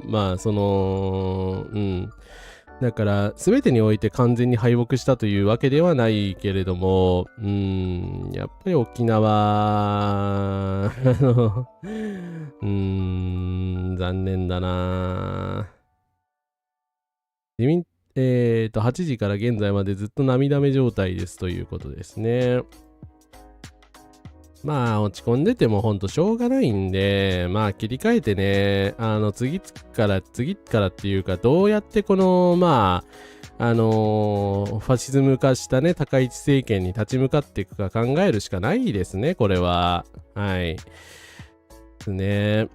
まあ、自民党安倍さん時代がまた戻ってきたと考えれば、まあね、年齢、次第ですけれども、まあ、これが初めての経験だというわけではないと思いますので、まあ、自民党と、まあ、当時のね、自民党と維新の会が、まあ、タッグを組んだみたいな、まあ、状況に近いのかなと思うので、まあ、そういうふうに考えて対抗していく以外にはないのかなという気はしますよね。はい。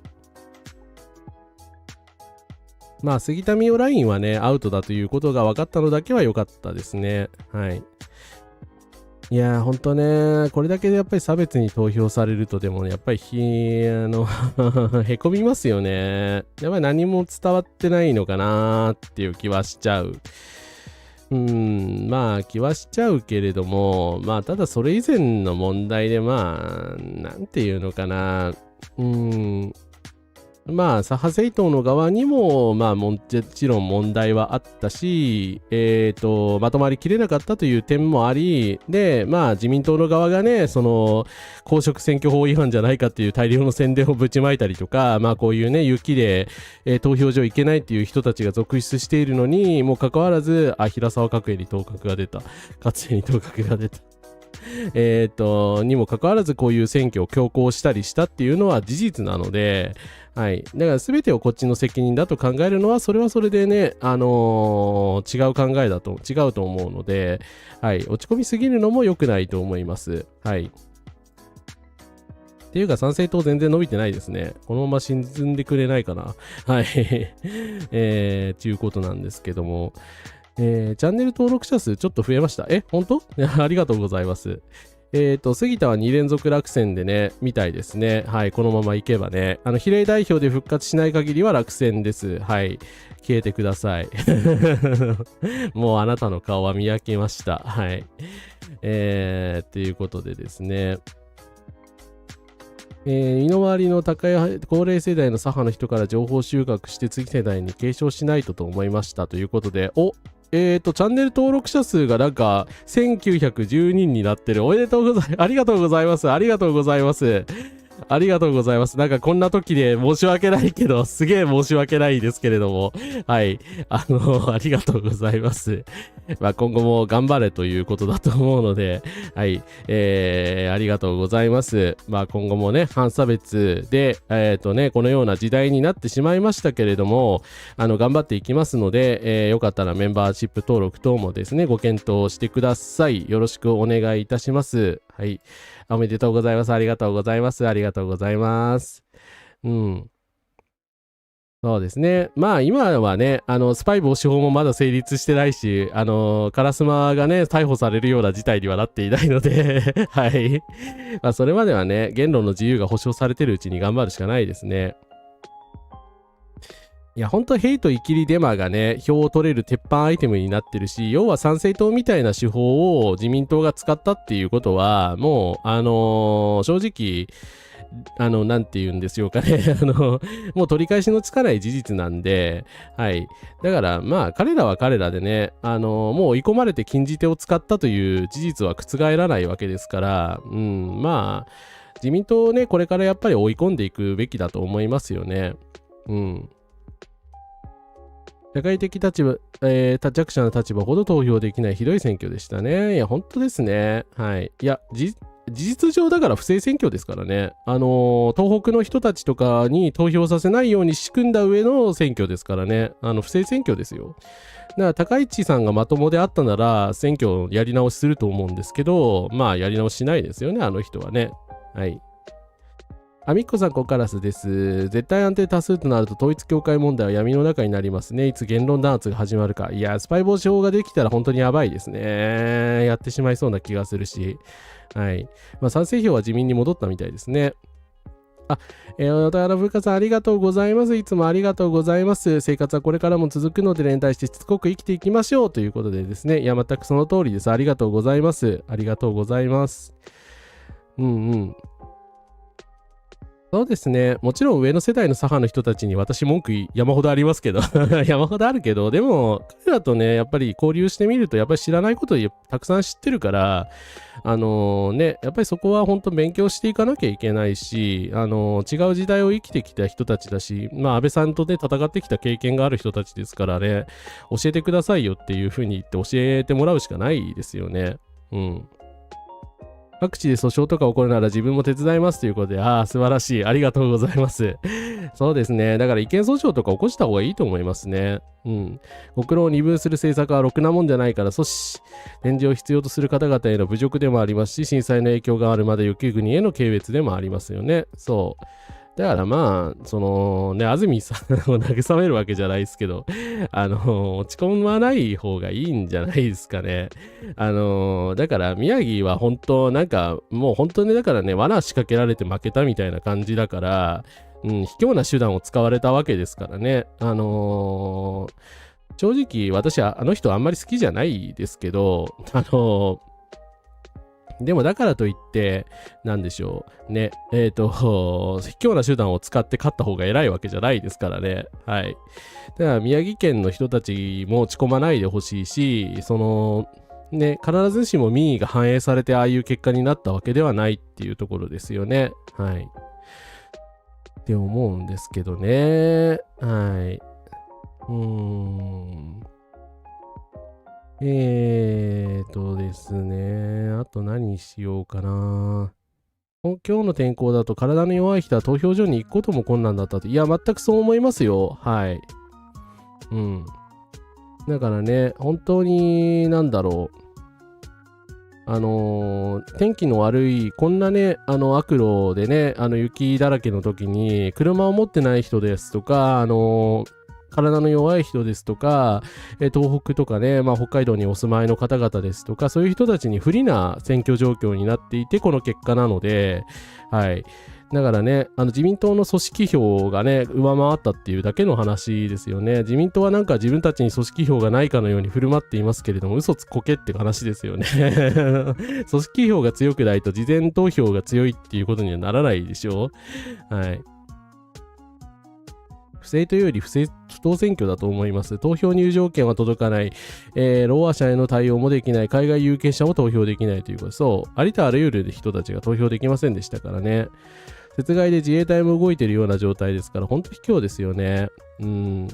そもそもだから、ドナルド・トランプと一緒なんですよね。トランプも、だから良識ある、大統領は、憲法違反の可能性がある命令を乱発したりとか、そういったことはね、しないっていうふうに言われていて、そういうアメリカ人の良識に、アメリカ大統領のはある程度良識のある人物がなるはずだという前提でいろんなシステムがね、アメリカって結構構築されてたんですよ。でもドナルド・トランプはむしろそれを設定の穴だと思ってついてくるのでどうしようもならないんですよね。だからやっぱり良識とか良心の欠けた人物をリーダーにしてしまうとそうなる、どんな国でもそうなるっていうことだと思います。はい。自分も投票権届いてなかったです。まさに機民選挙。マジでですか？自分で行かれました？投票所に。いや、ひどいなぁ。また左翼のやることが増えた。今こそ頑固に平和だというですね。はい。期日前投票行けよみたいな上から目線の霊障系が結構いたので、ここの悪印象を強調した方がいいなと。なるほど。それはね、左派側から言ってたなら、あまりよろしくないですよね。大体右翼の人が言ってたと思いますけど。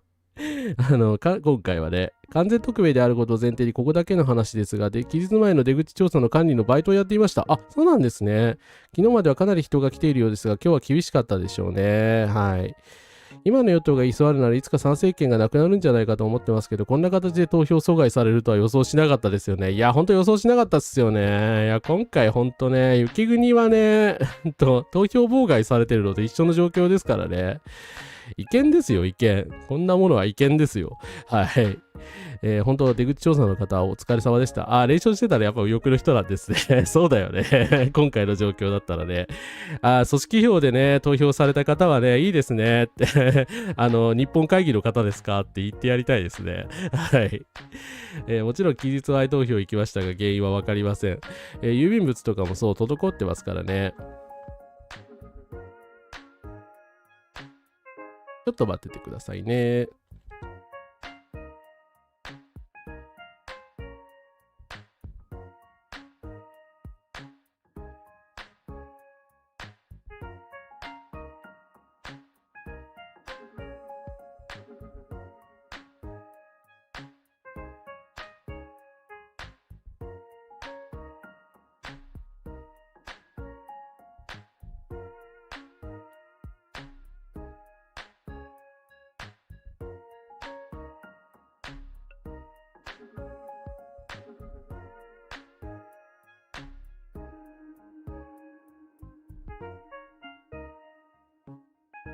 はい、ということでですね、皆さんちょっと長丁場になってきたので、ここで、アンケートを取りたいと思います。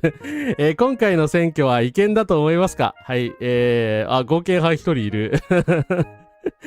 皆さんぜひ答えてください。管理バイトですので仕事はオフィスでしたが、現地の人は大変だったと思います。なるほど。はい。広島もめちゃめちゃ豪雪で、当時の投票は難しそうでしたよね。はい。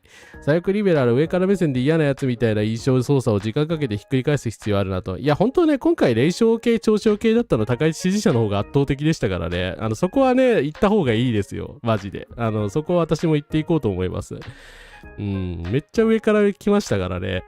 夕方に出口調査と名物配信がおすすめに流れてきて出てみたら、ヘイトスピーチ垂れ直しのネタ供養の巣窟だったので、チャンネルごと通報しました。星と推しだった。なんか YouTube もそんなやつばっかりだな。今回の選挙は違憲ですよ。違憲。違憲。違憲って。いや、すげえ誘導してるけど。意外に戦争反対の声が上がった選挙だったので、戦争しようと思っているのはどこなのかを結びつけていく話がするといいと思います。そうですね。まあなんか私、ツイッターで言ったんだけど、なんかなんでしょう、戦争なんかするわけねえじゃんみたいな、謎の霊障系の人たちがたくさん出てきたんですけど、いや、戦争の準備してるだろっていうだけの話だし、まあ、詭弁の類ですよね。これだけ軍拡みたいなこと言っておいて、そんなこと言われても説得力がないですし、じゃあ何のために軍事費 5% みたいなめちゃめちゃなことをやろうとしているんですかという話でしかないですよね。はい。なんだっけ。これが意見じゃないなら何でもできるわ。同じアンケートを X で取ったら結果逆になりそう。はい。こういうアンケートはもちろん偏った結果が出ますので、何か、私のチャンネルだからこうなっているだけなのでですね、これをもとに、合計意見というのを判断してはいけないのですが、はい。ですね。そもそも上から目線で嫌なやつって霊障系のレト用じゃないですかね。いや、そうなんだよな。彼らが一番上から目線ですからね。はい。そうですね、投票権がなくても、本人確認ができれば投票はできるんですけれども、はい。ただね、やっぱハガキが届かないとね、そもそも投票がね、行われることに気づかない人とかもいると思いますので、まあそういう人たちをね、バカにしてるというか、やっぱり投票権を侵害していますよね。はい。個人的な経験としましては、不在者投票するために地元選管に問い合わせたら、国民審査2月1日からでと言われてぶったまげました。あまりに急すぎるというですね。今回なんですけど、なんだっけ。国民審査、皆さんしたと思うんですけど、が2月1日からしかできないんですよ。だから1月に事前投票で、期日前投票に行った人は、もう一回選挙に行く羽目になったはずなんですよね。はい。それもひどいよね。自民党は今違憲だと言われることを全部合憲にするために憲法を変えようとしてる。まあそうですね。憲法を変えたらこれ本当に合憲になっちゃいますからね。日本版 ISE や国交みたいなのが先に復活しそう。期日前投票は自転車で行くのは私には遠く、当日投票するつもりだったんですが、この天候で弟が春休みに帰ってきてたのを車で送ってもらいましたら、いなかったら投票できなかったかもしれない。なるほど。そっか、そうですよね。お疲れ様でした。投票お疲れ様でした。いやー、赤嶺さんもやばいみたいですね、今のところ。いやー、まずいな、本当に。オール沖縄が本当に崩壊しちゃうかもしれないですね。最悪。戦争する気満々なのかと思ったら、霊障系はそっちなんだっていう。ネット上はすでに特攻やゲスタポに監視されているような環境だと思いますし、現実もそうなるでしょうね。だからスパイ防止法が制定されたらね、ほんとそうなりかねないですよね。オリンピックの中継はニュースばかりな上、毎回選挙特番を投票日の夜にするような国だから、今回の選挙も本当にひどいですよね。なんかね、イベントだと思われてますよね、本当。だからなんかニコニコ動画の人たちもすごい喜んでるけどで、まあこういうネトウヨの上から目線ネトウヨの霊障ネトウヨの人がいたんですけど、実は左翼の方が戦闘したがってるんじゃねえかなと最近思うようになったわって言って、左派による戦争する国になるぞ詐欺の数々、旧日米安保、60年安保、70年安保、PKO 活動参加法などなどなどなどみたいなですね、高市政権になっては戦争する国になるぞ、ひたすら無責任に不安を煽り与党を中傷しているだけです。やっていることが下劣なんですよという。なんかありがたいお説教をいただいたんですけど、まず事実として、カンボジアの PKO 協力が1992年から始まっています。そして、イラク復興特別、支援特措法が2003年に制定されています。で、2009年からは、付近のね、海賊などに対処する海賊対処法みたいなのもですね、始まっています。で、まあ、平和安全法制と自称してますけど、事実上、まあ、日米安保法ですよね、の改正が、2015年に行われていて、まあ、左翼が負け続けたおかげでですね、どんどんこれ自衛隊の権限が上がってるの分かります？最初は恐る PKO に協力するぐらいだったのに、次にイラクに行くようになって、次に海賊に直接対処するようになって、次には集団的自衛権でも OK になったんですよ。だからどんどん戦争をする方向に国が進んでるんですよね。だからその度に大騒ぎして、まあ、ある程度歯止めになってきただけで、おそらく左派が全員ですね、いや、自民党さんがやってくれるなら安心だわっつって賛成してたら、もうとっくに PKO の時ぐらいに、自衛隊の海岸派遣をなんか理屈つけてね、合憲化してたんじゃないかと思いますよ。はい。だからこの人何言ってんだろうっていう話だし、だからこういう歴史とかを完全に無視した物言いをするのが、まあネット右翼と言われる人たちの特徴だと思うので、まあだからやっぱりこういう人たちには歴史とかファクトを突きつけていくしかないかなという気はしますよね。アメリカやイスラエルも参加してるオリンピックに何の意義があるんだ。イスラエル代表団すごいブーイングされてたみたいですね。ざまあって感じですけどね。当たり前だろ。そもそも出場するな。はい。エズマみたいな自警団気取りが増えたら地獄ですよね。いや、でも本当ね、自警団は本当に危険なんで、本当ジェノサイドを起こしたりしかねないのでですね、最大限監視する必要があると思います。はい。そう、政府がやらなくても自警団みたいなの増えそうな気がしますね。今外国人標的だけど、今度はね、その日本人の弱者の人たちがね、標的にされる可能性高いので、多分こういうやから投票日当日に与党批判のニュースをするなんてテレビ局は何を考えてるんだみたいな言ってる人同じそうですねとにかく与党の言うことは聞けっていうのは権威主義の典型的な考え方ですからね。そもそもやっぱり議論が嫌いだとか批判されるのが耐えられないみたいなのって民主主義者じゃないですよねメンタルが権威主義者でしょ。はい。だから全体主義をやりたいんだったら、まあ全体主義者ですという主張をしたいんだったら、まあそれはね、民主主義国家ではそういう主張をすることはまあ一応許されてるけど、そういう人間だというふうに扱われなきゃいけないし、まあファシスト、極右と言われるのも甘んじて引き受けてくださいねっていう感じですよね。はい。何らかの記事をファクトとして突きつけてもそんなもの当てにならないとくるから話にならないそう、なんか陰謀論とかね、まあ歴史的事実をね、ねじ曲げてしまうと、まあそれはもう陰謀論者なんでどうにもならない感じですよね。おととしの参院選で投票入場券を忘れていたときは、免許証本人証明として生年月日と住所を口頭で述べることで投票できましたということで、なるほど、宣誓書がされることはなかったんですね。ありがとうございます。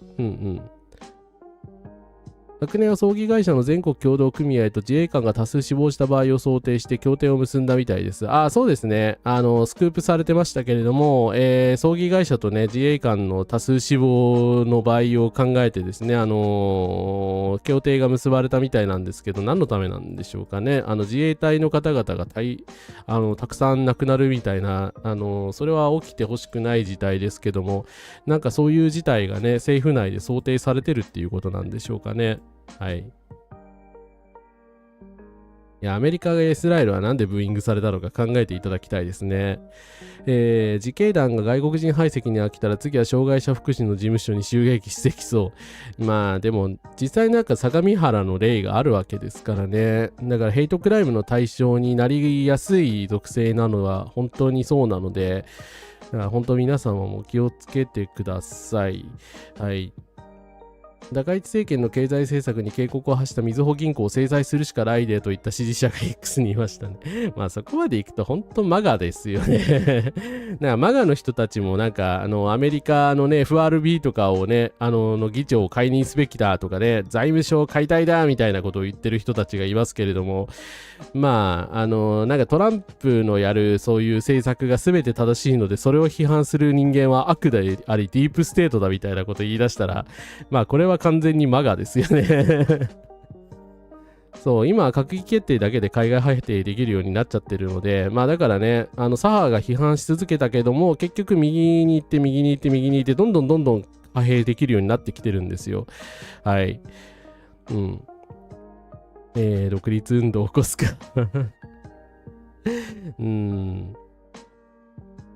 まあ、知性の問題ではないと思いますよ。ネット右翼の人たちってある意味分かっててやってるので、まあ、反知性主義者なんですよね。そういう専門知とかを信じないっていう信念で生きてる人たちなんで、まあ、トランプもそうですけど、反知性主義ってね、知性がないのとはまた違う問題なので、そこは切り分けて考えた方がいいかなとは思います。ちょっと前 X のコミュニティノートは共産党が書いてる。マジでそこまで言われるようになったんだ。X のコミュニティノートは共産党が書いてる。すごいな。共産党さんすげえな、逆に。いや、だって、コミュニティノートって基本的に X のヘビーユーザーとか、なんか、そのネトウヨ系の人がたくさん書いてる媒体ですよね。割と。まあだけど、参政党とかね、まあ、あまりにも神谷宗平さんがデマばっかり言うから、神谷さんのね、ありとあらゆるツイートに、なんか、コミュニティノートがつくようになっちゃって、だから神谷さんがね、左翼勢力が俺の妨害をしているみたいなことをたまに言うようになってきたんですけど、いや、コミュニティ、嘘つかなきゃコミュニティノートつかないんですよ。神谷宗平さん。わかってますあなたっていう。嘘ばっかりついてたらね、コミュニティノートがつきまくるので、はい、そこは気をつけていただいたらどうかと思います。わかりやすいマイノリティの場となるといろんなところに生きている LGBTQ よりも日常的に人が一定数寝る障害者福祉施設がそうですね。まあまさにね、植松はそのような感じでターゲットにしたわけですよね。日本版マガ名称はデマ。なるほど、デマ。いいですね。なんかドメスティックなんちゃらかんちゃらこんちゃらの略称であってほしい。理性の問題ではなく悪意と戦略的イデオロギー闘争としての歴史修正主義です。狡猾な上からの歴史戦でありネトウヨの知性の問題ではありません。その通りですね。全くその通りです。反知性主義のそういう戦略ってそういうものですからね。はい。これにはカラスの爆笑。左派はそこまでネット使いこなせてないよっていう残念ながらそうですね。神谷宗平さん、豊田真由子さんはね、当確したそうでございますね。はい。はい、以上。なんかこの、最近さすがになんか選挙応援ばっかりしてるからそんなにないのかな。なんかね、多分全政党の中でも、全政党の全政治家の中でも、一番ダントツでコミュニティノートが多いんですよ、神谷さん。嘘ばっかり言ってるから。だから嘘つかなかったら別にコミュニティノートってつかないし、まあ最近のほら選挙応援ではほらついてないじゃないですか、神谷さん。あなたちゃんと真面目なこと書いてればね、別にコミュニティノートつかないんですよ。でも、デマを流したりすると、コミュニティノートがつくので、前は結構毎回のようについてたんだけどな、最近はでもついてないですね。あ、これかな？移民を入れない方が経済的にはプラスだと私にはインタビューが答えたのはオランダのデータがあるからです。10分だけ見てくださいよ。YouTube 動画ですよって YouTube 動画を私はソースにしていますということで、言ってはならない。オランダが移民の収支を25年分計算したらという、まあなんか移民排斥の YouTube 動画をね、ソースに上げてらっしゃるんですけど、引用元の動画はオランダの報告書を元にしています。この調査は移民を入れない方が経済的にプラスというものではありません。労働目的の移民は経済的にプラスになる一方、亡命移民、難民は経済的にマイナスになるという、まあごく当然の調査ですよね。難民の方々って働けない方々も多いので当たり前ですけどね、仕方ないんですよ。またこの報告書は計算手法が適切でないという指摘がなされています。公共費用から国庫への純利益を差し引くことで移民にかかる費用を算出していますが、国防や治水にかかる費用等も含まれており、移民にかかる費用が課題になっているというご指摘がありますということで、役に立ちましたね。はい、ありがとうございます。なので、このノートは役に立ちましたね。質の高い資料を引用しており、分かりやすくポストの主張を直接取り上げていて、重要な背景情報を示している。はい。いいコミュニティノートを見つけたら皆さんいいねと評価しておきましょう。はい。はい。だからこういうことばっかり言ってるからコミュニティノートがつけられるんですよ。あなたが右翼的な主張をするからじゃない。っていうことですね。はい。コミュニティノートが共産党が書いてるって、なんか神谷さん言ってくんないから、コミュニティノートが共産党が書いてるんですよって言ったら即座にコミュニティノートつけるんですけど、いいねしておくわ。TikTok にさらされてほしい。生成情報と書かされるのは期日前投票です。投票入場券に1枚印刷されているはずです。あ、そうなんですね。ありがとうございます。デマ良すぎるわ。デマを指摘する動画作ろうとしても知識が足りないので勉強するしかないですね。デマを否定するのは大変ですが、デマを拡散するの楽ですからね。梅村瑞穂を冷遇して豊田真由子を選んだのは正解だったんですね。なぜ通すのか。罵倒の真由子としておもちゃにされているせいで単純接触的なものがあるとするなら、真由子ネタや冷静沈着北村春夫ネタが大好きな実況者も清さんも罪深いな。清さんそんなこと言ってんの？まあ、梅村さんね、冷遇されてるからね、今回どうなるんでしょうね。まあ、参院選で取ってるからいいのか。反対するにはデータや根拠を検証して否定する必要がありますが、デマは造語や偏見に火をつけるだけでいいという、そう、非対称性があるんですよね。本当にデマを振りまくことをデマを正すことの非対称性がえげつないです。プラットフォームの設計から抜本的に見直さないとファクトチェックだけでは到底追いつきませんと。絶望のあまりテレビを選挙速報から Nintendo Switch に変更した。私もこれ以上続報内容だったら11時ぐらいで終わろうかな。もうちょっとやりますね。移民のせいで治安が悪くなるっていうのは移民大国のアメリカですらないです。暴力犯罪は2000年代より下がっていますし、むしろオバマ政権時代はより下がっていますということで、いや、おっしゃる通りです。はい。移民の人たちと犯罪を結びつける、なんていうか、トータル的なエビデンスってないですからね。移民が入ったら必ず治安が悪くなるみたいなことを、まあ、逆しらに言ってる人がね、散見されるんですけど、デマなんで、そんな法則はない。時と場合によるとしか言いようがないですよ。だからもちろん、難民の方々とかがね、大量に入ってきたら、それはね、治安が崩壊することだってありえますし、その可能性はゼロではないですけど、それは時と場合によるだろうとしか言いようがないし、だから紛争地帯でもないんだからさ、そんなこと起きないでしょうね。ここはパレスチナじゃないんですから、はい。だから現実的にやっぱりね、そこ考えてほしいですね。はい。ほぼ毎回冷静沈着北村春夫と俺の中の和由子が出てきてしまいましたがあります。そうなんだ。ヨウさんは批判してるつもりなのかもしれないけど、そういうのはそういうのは良くないですよね。北村春夫さんの宣伝になっちゃってますしね。はい、どちらもヘイターなので。冷静沈着北村春夫はテレビのコピーだから間違ったイメージをルフしたテレビの問題ではありますね。はい。だから結局なんかテレビ選挙ですよね。なんかなんて言うんでしょうね。テレビが生み出したイメージみたいなのに、従っているか従ってないかみたいな。ですね。まあ、なんでテレビがあんなに高市さんに好意的かっていう謎があると思うんですけど、そもそも高市さんってまあテレビタレント的なことをやってた時期があったので、だからテレビ業界の人たちって基本的に高市さんに親近感を持ってるんじゃないかっていう指摘もあるんですよね。まあそれはもちろん憶測のレベルだからわかんないですけれども、はい。ですね。まあ、そうだ、これを貼るの忘れてた。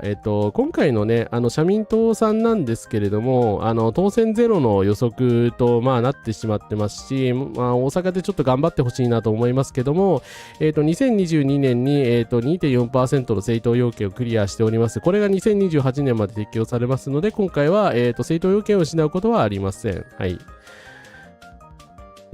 ただね、なんかこれぐらいしか慰め要素がない。はい。結構ミソジニーを笑いにしたりするのか、それも良くないですね。はい。そもそもテレビがしっかりよく育てたタレントを右翼政党が取り立てる流れが気持ち悪いですわっていうね。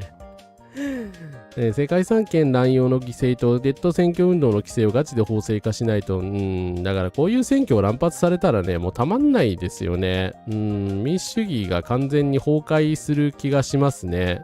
はい。移民が増えて犯罪が増えるという統計的なデータはありません。移民の年齢は若い場合が多いので見かけ上犯罪率が上がるように見えるのですが、年齢別に調べるとその国の人間の犯罪率と大差ないか少ないぐらいという現実です。その通りです。おっしゃる通りです。ありがとうございます。そう。年齢とかね、やっぱり、の方が問題、性別とかの方が問題なんですよ。若い男性がやっぱり多いので、そうなると、やっぱり性犯罪率とかはどうしても増える。だけど、それはね、人口が、だから若い男性に偏るから起きる現象であって、移民の方々が性犯罪者だと言ったら、それはヘイトデマですよね。はい。だからですね、なんかやっぱりその辺がやっぱりわからない人が多いのかなという気がするんですけどね。はい。琉球新報さんが今、沖縄に関してリアルタイム更新のデータを出してくれてるんですけど、このような状態ですね。赤嶺政権888に対し、国場幸之助1321。厳しい。厳しいな、これは。思ったより差ついてますね。はい。いやー、このまま進まないでほしいけどな。まあ、ただ、ほんと一部しか開票終わってないんで、まだワンチャンあります。共産党さん全体の得票数がどうなるかもわかんないし、その九州共産党さんが伸びれば、比例でまあ復活できるという可能性もあるので、まあでもそうなるとオール沖縄としては小選挙区で全敗ということになっちゃうんですよね。いやー、くそ。こんなんありかよな。移民が増えて、すみません、読んじゃった。NHK 与党で3分の2到達確実と速報。はい。ありがとうございます。まあ、そうでしょうね。はい。正直驚きはないというか、まあ、先ほどからの結果で分かっていたことではありますね。はい。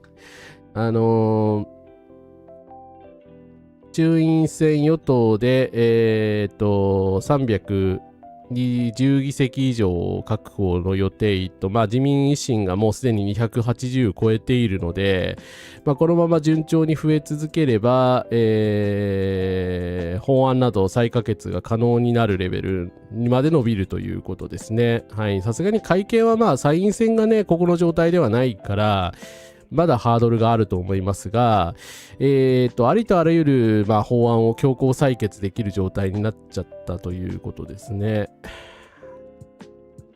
厳しいな。北海道も開票が進んでいますね。これは、2区は、自民党に取られてるし、3区も自民党、4区も自民党、5区も自民党、6区も自民党、7区も自民党、8区も自民党、9区はまだ決着つかず、10区も決着つかず、11区自民党、12区自民党。終わっているな。大阪誠二さんも負けましたね。はい、元立憲民主党で北海道ニセコ町長でした、大阪誠二さん敗北っていうことですね。まあ予測されていたとはいえ厳しいですね。小選挙区制自体がいけんだ。いけん。いやーほんとね、まあこの選挙ほんといけんだろっていうほんと言いたくなるけど、このマップはきついな、ビジュアル化されると。だって青森、宮城とかほら自民党だらけになってるじゃないですか。これ雪の影響あるんじゃないの本当に。っていう気がしちゃいますけどね。東京はさすがにまだそこまでバラバラと決着はついてないかな。はい。いや、ほんと小選挙区制はね、海江田万里さん、中道敗れましたね。山田美樹さんが当確になってます。そして、鳩山喜一郎さんも敗れる。はい。で、手塚義雄さんはまだギリギリ戦ってますね。丸川珠代当確。はい。吉田晴美さんもギリギリ粘っています。はい。菅原一秀さんまだ出てません。はい。他、阿久津幸彦対萩生田もまだ決着、下村博文か。ごめんなさい。決着ついてないですね。はい。土田新当確。はい。血を流す発言の人です。松島みどり当確、大空幸輝さん当確、酒井夏美さん敗れたのかダメージ。いやー、マジか。この議席はちょっと、そんな的な感じだな。中井夏美さんは本当にいい候補者さんです。メンバーシップの方はね、以前、国会質疑とかを取り上げたことあるので、ぜひ見てみてください。はい。他には、平沢勝栄はまだギリギリ当確出てないって感じですね。18区福田当確、薫当確。20区は宮本さん2番手に、でも2番手につけてる。2番手につけてるから、比例復活ワンチャンあるかもしれないけど、まあ、木原さんが当確という感じですか。山花郁和さんはまだ決着ついてない。アノンの川松慎一郎さんもまだ決着ついてません。萩生田光一対細貝優さんも先ほど萩生田有利が報じられましたけども、まだ決着ついてない。っていう感じですかね。いや、酒井夏美さん敗れたのか。きついなアルミさん、酒井投票したのに残念ですということでありがとうございました。ありがとうございました。いやー、こんなにひどいのかって赤すぎる、目に悪い。失われた30年どころか、日本そのものが失われてしまうのではないか。選挙区取れそうなのは、椎名、野田、泉、伊坂、渡辺くらいです。いやー。宮本さんね、めちゃめちゃやっぱりね、検討してたみたいですけどね、木原誠二相手に。だから木原誠二に対してね、今ちょっと差広がっちゃったけどもね、結構食いついたんですよ、宮本徹さんは。いやー、比例で残してくれよ。なんとかしてよ。頼むよ。という感じですけど、まあ、比例の結果は明日の朝まで出ないだろうな。はい。いやいやいやいやいやいやいやいやいや。まあ、ただ体制はだいぶ消した感じがありますね。はい。残念ですね。しかも大空後期行っちゃうんだな。まあ確かに、そっか、松下玲子さん敗れたんだ、武蔵野市長。はい。すいません、見逃してましたね。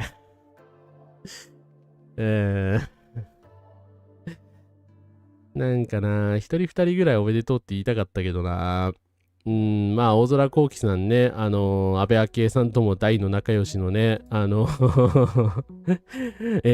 空幸輝さんなんですけれどもネットでもひどい発言を連発していた人ですね。はい。だからね、絶対当選しちゃいけない候補者が当選しちゃうんだよな。カニメロンさんはまだ当確出てないみたいですね。はい。ただ、まあ、このままいくと、その、比例復活で、勝ってしまう可能性はありますね。はい。残念ながら。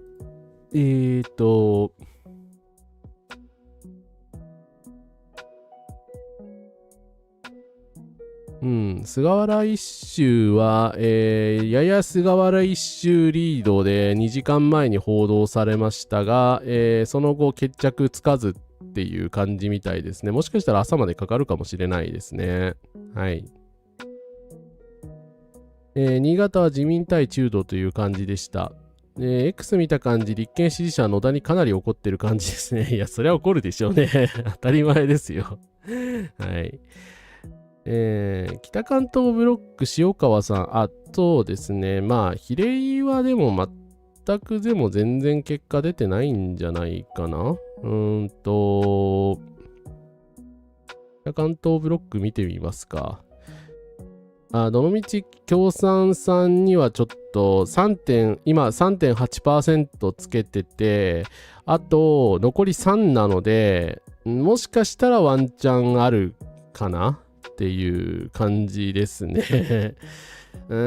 厳しいな。カニメロン勝った？マジですか？菅原勝った？マジですか？ちょっと待ってください。確認します。ゆうこさん、ここからです。ちょっと今カニメロンを検索してみよう。カニメロンを検索してみよう。ちょっと待ってくださいね。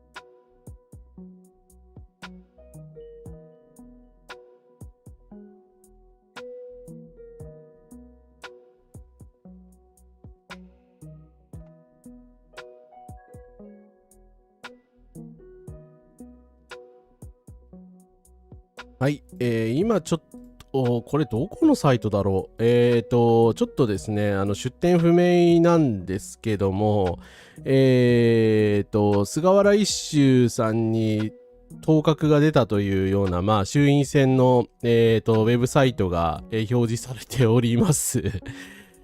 まあ、これわかんないですけど、今、どのみち菅原さん有利に、まあ、ことを進めているというようなあれは出ているの、速報は出ているので、まあちょっとあれですね、可能性高いと言わざるを得ないですね。はい。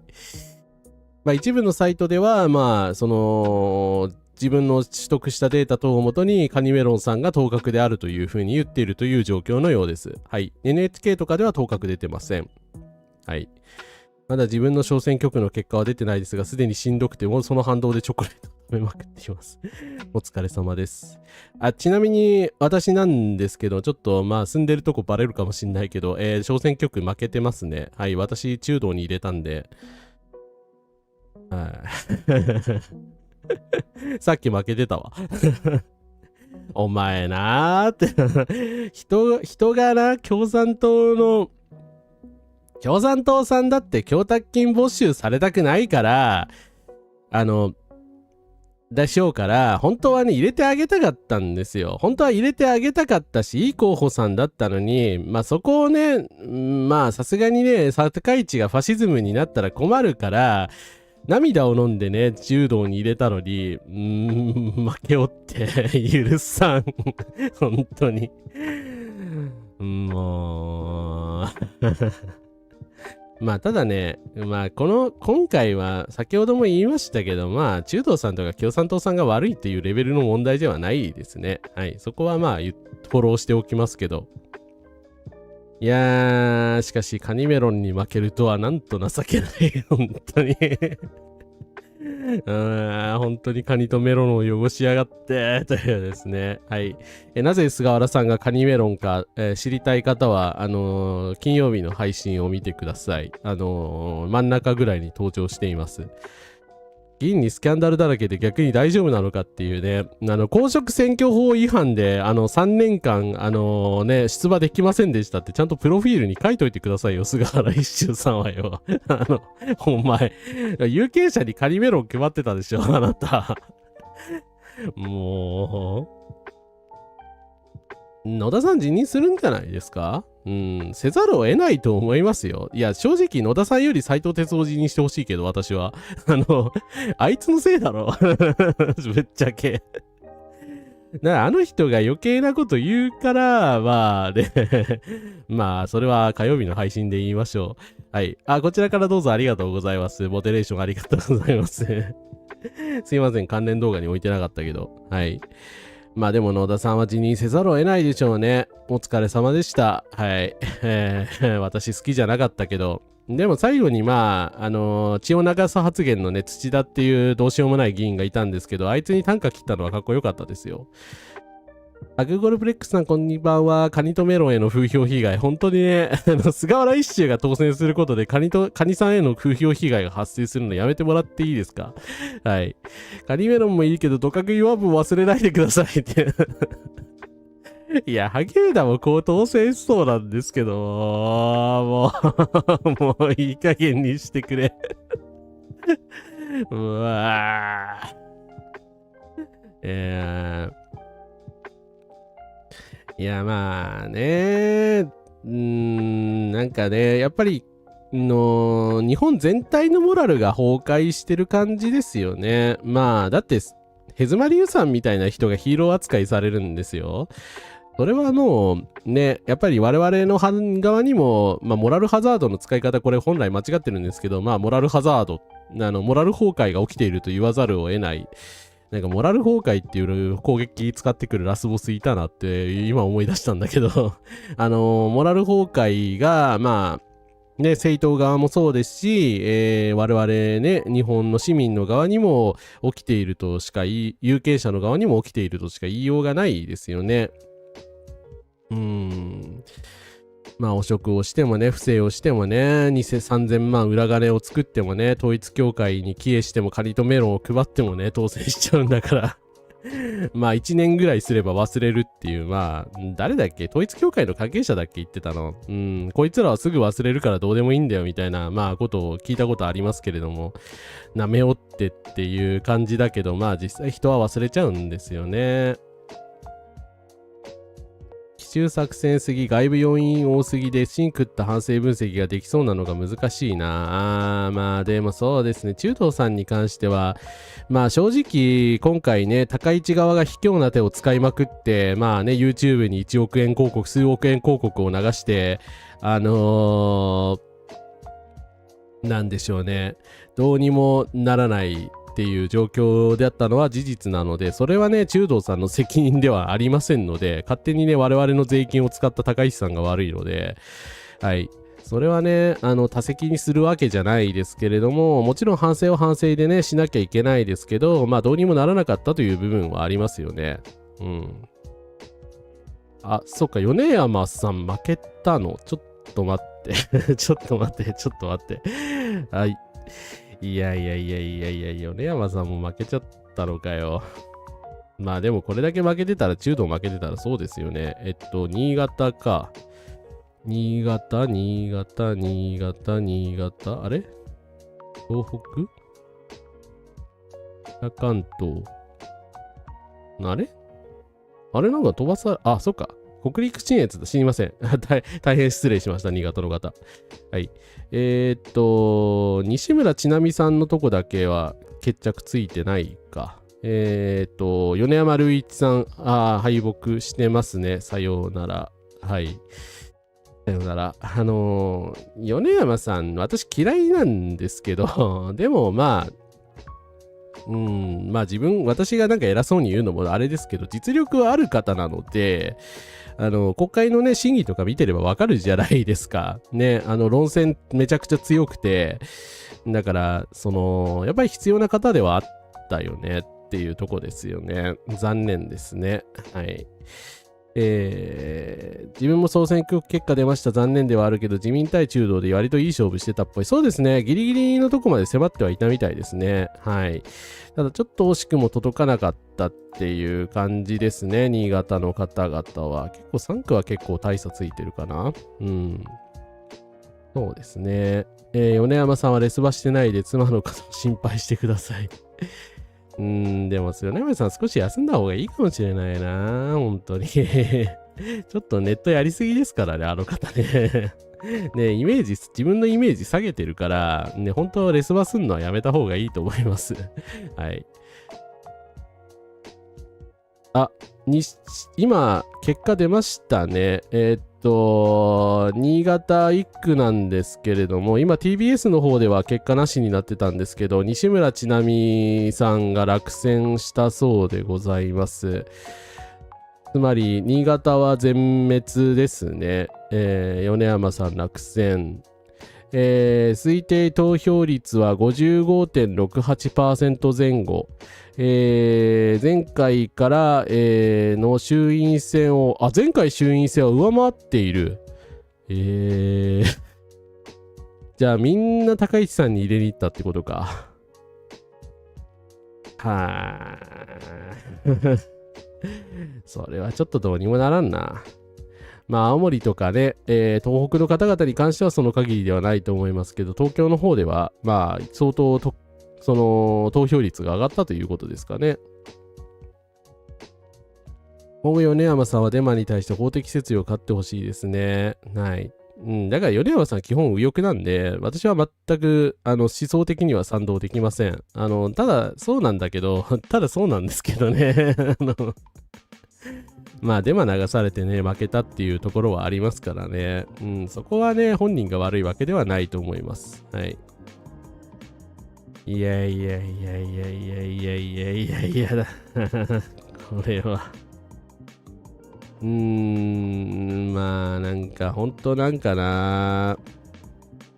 正直なんかまあちょっとひどいですね。もうちょっとプラス要素のある配信になるかなと思ったんだけど、なんか左翼も伸びないし、中道さん全滅だし、これはっていう感じになってますね。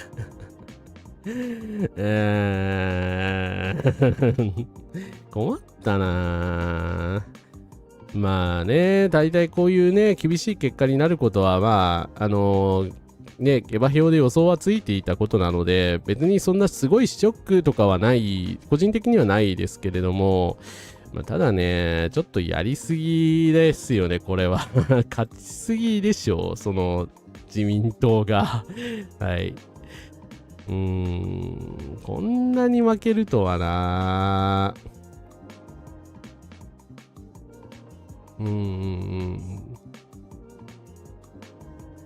まあそうですね。なんか確率の問題だからね。で、残り69議席なんですけど、今この状況だから東京ぐらいじゃないですかあんまり。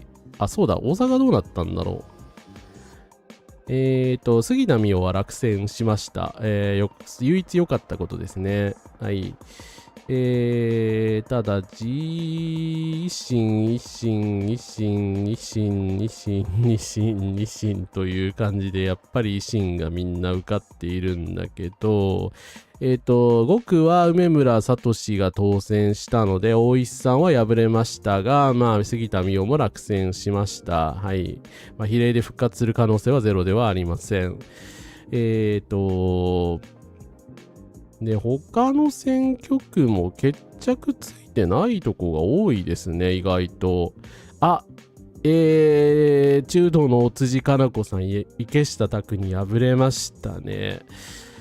いやー、お辻さんも敗れたか。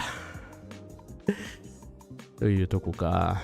で、他はまあ、藤田文武は勝っているし、ここは決着ついてないですね。はい。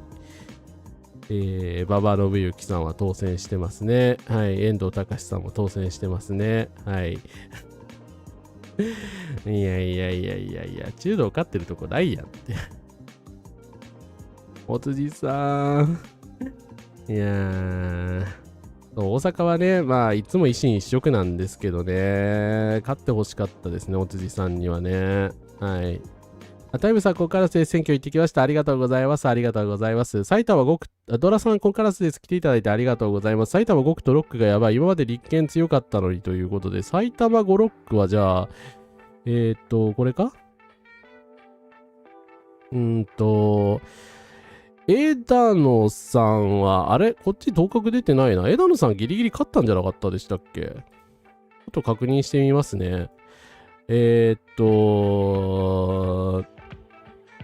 野幸男氏と、接戦、激戦と書いてあって、あ、まだ当確出てないんだ。枝野さん敗れるの？まあ、本格的に中道がやばいですね。枝野さんが敗れるとなると。ちなみに、まあ、小沢一郎さんは負けました。小沢一郎さん落選したので、はい。いやー、まあ、埼玉確かに全体的にひどいな。全部自民党が勝ってますね。いや、ということで、情報ありがとうございます。会見発議までに日本国憲法を伝えさせるために日本すごい動画を氾濫させるしかないのか。まあ、会見はね、さすがにハードル高いので、高橋秀明は落選したみたいですね。よかったです。はい。いきなりはね、起きないと思うんだけど、まずスパイ防止法とかを制定して、まあ、我々をね、の口を塞ごうとしてくると思うので、それに対してね、違憲判決とかを出して、まあ、反対したりとか、まあ、いろんなね、反対運動を起こせるかどうかですね。大阪はもう仕方ないです。私も大阪府民ですが、未だに維新にすがるつくのは分かりません。みんなやるせないですね。土屋慎は当選しました。はい。安住さんも敗れてるからちょっと暗雲ですね。いやー、そうですね。やっぱ安住さんと小沢さんが敗れているので、枝野さんが敗れてもおかしくはないですね。この状況下だと。はい。残念ながら。小泉が憲法改正進めるべきとかのたまってますね。本当にどうしようもない4世議員と。いや、本当小泉進次郎クビにしてほしいな。はい。あれはいるだけ害悪でしょう。もう、のレベルでしょう。はい。いや。日本すごいに引っかかる人たちって憲法の話してもわからないんじゃないでしょうか。まあね。だから伝わらない。普通に話しても伝わらないんですよね、きっと。どうしたらいいのかなやっぱり何かその伝える言葉とか、を考える必要があるし、まあ多分高市さんネット規制する気がないだろうから、やっぱりまあ、王道としては、その経済が多分これから悪くなるので、その責任問題を追及しつつ、まあ表面ではそういう経済問題を追及しつつ、まあ市民運動のレベルでは、まあ、スパイ防止法とかの制定に対する反対運動をしたりですとか、何かしらマイノリティへの弾圧みたいなことをしだすんだったら、それに対してね、また都度反論していくしかないっていうことなんですかね。はい。高市は早速靖国参拝に言及し、小泉は憲法改正に言及しました。もうどうしようもないな、この二人は。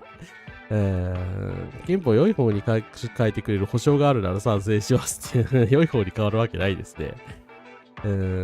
なんか去年の方がマシでしたね。なんか参政党が、まあ、あの時はね、だから、その参院選の一部が伸びただけだから、まあ、参政党がね、いくら伸びても、まあ、十数議席だから、もちろんヘイト選挙であったこと自体はね、決して肯定できないですけど、ただ、これね、与党の自民党がこうなって、高市さんが、まあ、これから何をするかわからないっていう状況ですから、まあ、厳しいですね。いや、本格的に厳しくなったと思います。やっぱ安倍時代に戻っちゃった感はありますね。ただまあ、これからね、多分確実にあることは、経済がおそらく悪くなることと、まあ、それに対してね、経団連とかも大体高市さんを見放しつつあるのではないかっていう話は、まあ以前のラジオではしたと思うんですけれども、なのでですね、その責任に関してやっぱり追及するっていうことは、必要だと思いますし、それによってね、できるだけ早くこの内閣をなんか崩壊させるしかないのかなというですね、がしますがね。まあただそれでもね、経済問題だけを追求しても多分高市さんの何が間違ってるかとか、そういう極右的な思想に関する反論にはならないと思うので、ですね、その憲法の訴えですとか、その平和に関するですね議論っていうのは別枠でやっていく必要はあると思いますよね。椿さんお疲れ様です。精神衛生上見ないようにしてたけど見ちゃいました。大立法帝国万歳ということでありがとうございます。来ていただいてありがとうございます。まあ孫ごとなき反動ファシストですね。はい。経団連は敵、みずほ銀行は敵、こうなりそうですよね。そういう団体もどんどん萎縮しそうですね。まあそうですね。だから萎縮させないことが必要じゃないですか。連中、まあもちろんね、右翼だし、左派では全くないネオリベ連中ですけど、まあそれなりにだからこっち側に支持があればですね、一部の人たちがなんかわーわー言ってるだけだっていうような形にできるとは思うので、だからあなた方が言ってること正しいですよっていうことは言った方がいいのかなという気はします。はい。もちろん私はそのネオリベ的なね、経団連みたいな思想の人たちを肯定する気はないですけど、だからといってね、日本の経済が黙ってね、壊れていくのをね、座視していくわけにはいかないと思うので、はい。この選挙結果を受けて自民党にはまだ旨味があると経済界が手のひらを返すようなことはない。どうなんでしょうかね。まあ、その考え方というか、もう今の状態でだから高市さんを支持しているような極右イデオロギーの人たちは喜んでるかもしれないですよね。ただなんだろう。まあ、高額療養費の問題とか、それこそね、経団連が旨味があるから推し進めているのではないかみたいな噂があるので、そういうのをね、強引に推し進められてしまう可能性はゼロではないですよね。だから彼らは彼らで別にね、人権派でも何でもないので、そこを気をつけなきゃいけないんですけど、ただね、円安でダメージ受けてる業界の人はね、それどころじゃないと思いますので、やっぱり彼らを味方につける動きが必要かもしれないですね。クライマーさん、スパチャありがとうございます。ありがとうございます。ありがとうございます。明日からまたやれることをしていこうと思います。ありがとうございます。私もそうします。ありがとうございます。ありがとうございます。いや、本当にね、でもやることやっていくしかないですよね、もはや。はい。なんでしょう。だからいくら中道さんがね、大敗して、まあ自民党を圧勝したからといって、ね、いきなり私たちがなんか黙らなきゃいけないとか、海外脱出を海外脱出考える方は考えていいと思います。それはね、個人の自由ですけど、急に行動変容をしなきゃいけないというわけではないと思ってるので、戦いたい人はね、当然戦うべきだし、まだね、敗北したと決まったわけではない。選挙自体では敗北しましたけど、まあ、選挙で敗北するのはいつものことじゃないですか。左翼が勝ったことなんてないので、はい。ですね、いつものことなんで、まあ、で、高市さんはね、いろんな弱みを抱えている人なので、だからこれからやっぱり責任をね、追及していくっていうのが私たちがやんなきゃいけないことじゃないかなと思います。大分3区、今結果が出て、岩谷さん勝ちましたね。おめでとうと言っていいのかな？あんまり言いたくないな。まあ、おめでとうございます。ネトウヨ勢力からですね、なんか、すげえ誹謗中傷を受けまくっていた岩谷武さんなんですけど、先ほど入ったニュースによりますと、勝ったっぽいですね。ちょっと調べてみるか。大分。これか。まだこっちだと当確出てないですけど、おそらく、まあ、高額ではないかということです。はい。まあ、本当は小林さんに勝ってほしかったけどな。ということで、まあ、平野瓜生さんは負けましたということで、さようなら。でも、平野瓜生、岩永京子より取ってるんだ。怖っ。はい。当確出ましたね。はい。ということで、岩屋さんは勝ちました。ナイスパーありがとうございました。TBS の開票特番に高橋さん出てきて耐えられず逃げてきました。耐えられません。いやー、今日は皆さん自分をいたわってくださいね。はい。しばらくで、まあ、私の配信来なくてもね、全然、大丈夫なので、まあ、高評価、チャンネル登録だけ外さないでおいていただければ。何度も言いますが、世界的に起きているのは、極右プラスネオリバタリアニズムの融合という現象です。そうですね。まさに高市さんはそれを体現した存在とは言えるかもしれないですね。はい。ナノクラフトさん、5からで月をつけて来てくださってありがとうございます。初コミありがとうございます。経団連は中国との関係で経済的打撃を受けたくないという思い。そうですね。日経とかがめちゃくちゃ高市さん批判してるのはそれだと思いますよ。だから中国との関係をなんとかしろと。だからもしかしたら高市さんが中国にね、詫び入れに行ったりしたら、まあ手のひら返すかもしれないですけど、まあ逆に言えばね、その彼女が円安対策とか、その物価高対策とかまともに中国対策とか中国対策って言ったらおかしいな。中国への謝罪ですね。中国への謝罪とかまともにやらないんだったら、おそらく経団連も黙ってはいないと思うので、まあそしたらね、味方に引き入れればいいんじゃないかなと思います。岩屋さんこっちでも別の番組でも当確出てますね。なんかネット右翼の人が悔しがってるけど、はい。まあ一応おめでとうございます。やけにアンパチ歌枠でもしようと思いましたが、あまりにも寒すぎる。福岡でもこうだから雪国の皆様の選挙が過酷であったら、いやー今日はね大変でしたよ。本当にずっと雪降ってたしね。はい。私は期日前投票を済ませてきたんですけど、まあ札幌とかね全体的に本当雪だったので、やれることをやっていきましょう。複雑だけど最悪の結果はまあ避けられましたね。岩屋さんね。本当に全く。子供たちが逃げられないことを考えると逃げられないけど葛藤もあります。私も脳機能に重い障害がある父親があり、おいそれと国外には行けません。日本国内でやれることをやっていきたいです。ということでありがとうございます。そうですよね。皆さん出れない事情がありますからね。自分の弟たちはまだ中学高校なのでうまいこと逃げる道筋も用意してあげたい。なんだかんだで期中がという話でもないのかなということですね。いや、そもそもの地盤が強いということですね。っていうですね。まあ、岩屋さんなんだかんだってなってめちゃくちゃ強いから、まあそこはね、貫禄というか、まあヘイトデマ程度には負けないというとこだったんじゃないですかね。だから安住さんにもそうやってほしかったけど、まあちょっと今回は無理でしたね。はい。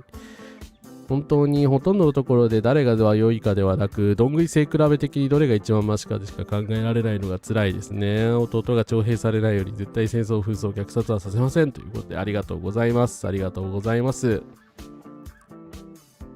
ということでですね。あと沖縄の結果はちょっと気になりますけれども、もうなんか体制消した感じだな。あとなんかありますって聞くの、皆さんに聞くのもあれなんだけど、今回表示したリンクとかはね、後でまとめて、おきますが、いやー、神出さんなんかさらに差が広がってんだけど、別の村の、結果か。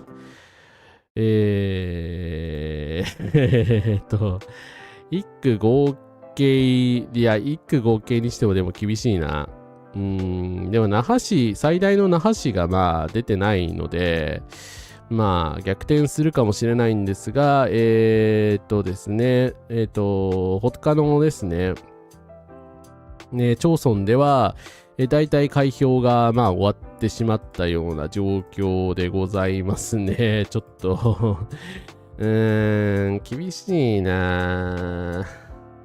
まあ最悪ね、勝てなくても、まあ比例でね、復活して国会に戻ってくれればと思うんですが、九州共産党のね、底力に期待したいですね。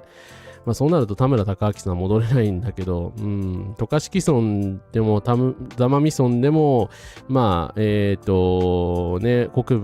場さんの方が、有利にことを進めてるという感じなので、はい。ちょっと厳しいかなという現状ですが。いや、本当にエコーチェンバーって恐ろしいですね。文系大学生です。兵隊にはなりたくないということで、いや、本当ね、大学生なんですね。来ていただいてありがとうございます。いや、本当ね、兵隊に人をね、若い方とかを特に徴兵させるような世の中にしちゃいけないですよ。だし、軍拡とかにはね、会見とかにはね、やっぱり反対派の人が多いわけですから、そこはね、なんだ、坂市さんが何を言おうとね、やっぱ反対していかないといけないと思いますよね。自分の飼い猫や家族や参戦に巻き込まれてものすごく嫌ですね。はい。なんか直帰から、ぐるぐるだけどおバカ、マジでなんかあれですか、もしかして YouTube が、いい加減にしろとなんか、我々、反政府勢力を結集させるなと言ってますか結集させるぞ。さあ、選挙のために落胆するのはいつものことですが、なかなか今回厳しいですね。はい。思った以上にちょっと厳しい結果になっちゃいましたね。仮に国民投票になった時にね、だからね、もしかしたら、その選挙の結果、次第ではですね、だから、会見まで行ってしまうのではないかという心配はもちろんありますけど、現在の心配はありますけれども、ただね、どうなんでしょうね。まあ、会見にはさらなるハードルも必要だし、そう簡単にはいかないと思うので、まあこれからね、選挙だけが民主主義ではありません。民主主義はね、ありとあらゆるところでいろんな人たち一人一人がですね、我々一人一人がやっていくべきことなので、その状況の中でですね、どうやって反対運動を組織していくかっていうところかなとも思いますね。自分はギリギリ2009年の選挙に間に合わなかった年齢なので、ほぼ負ける選挙しか経験したことがなく辛いですまあ私も大体ずっと負けてますね。はい。入り直すと治るんでおまかんだったかも。そっか。ありがとうございます。ありがとうございます。報告ありがとうございます。皆さんもね、音声とか変な部分があったらぜひとも言ってください。はい。鹿児島1区で川内さんも敗れましたね。残念だな。中道さんの見せ場が全くないという状況になるとはさすがに思ってなかったな。なんか少しはね、伸びるところあるんじゃないかと。まあ、地域ごとにはね、全体的にはまあ、50から60、70、80、100ぐらいで収まるとしてしまっても、なんかその地方によってはやっぱり勝てるとかあるじゃないですか。でもなかったですね。全滅に近いっていう、ちょっと、なんか国民民主党とかで受かってる人がいるもんな。で、河村隆さん、当確か。はい。古川元久、当確。だからなんかね、やっぱり中道が、沈んでいて、国民民主党は結構受かったりしているんですね。なんかいい勝負みたいだろうしてない圧勝されているっていうのがまあ割と見える感じがちょっと厳しいな。藤原紀正さんも敗れましたね、10区。はい。まあ今回は本当、維新の杉本氏を寄せつけず、和歌山真司さんが圧勝したという感じなのか。はい。ですね、国民民主党は受かってんだけどなーっていう。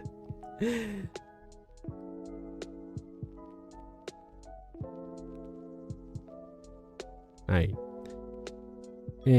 なんとなくですが、それでも中道さん、ところによっては結構いい勝負を繰り広げていたんだなと思うと、最後の一歩がやっぱり足りなかった感じがしますよね。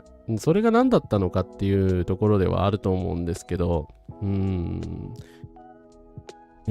だから全く全てにおいて負けているわけではないから、その比例代表とかではね、まあそれはね、多少議席を取れているみたいですけれども、なんか比例では全然取れないって言われてたのに、なんか比例で救済されてるっていうのはね、なんか謎ですね。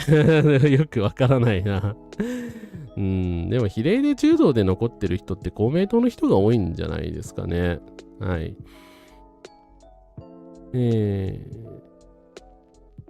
いうの本当票取れてないですね。民主って書いて投票した人が今までレベルでいるなら民民が通ってるのはそれ違うかな。まあそうですね。民主党って書いて投票して、国民民主党に入ってしまったっていうケースはあるんじゃないかなと思います。比例では特にそうですよね。可能性ありますよね。はい。私も小選挙区では涙を飲んで中道さんに入れたけど自民に当確が出ましたね。はい。自分のとこでも中途、そうですね。いろんなところでいい勝負はしてたんですよね。ただ、いい勝負はしてたんだけど、なんか全体的にやっぱり敗れてしまっているので、なんだろうな。沖縄決着。ま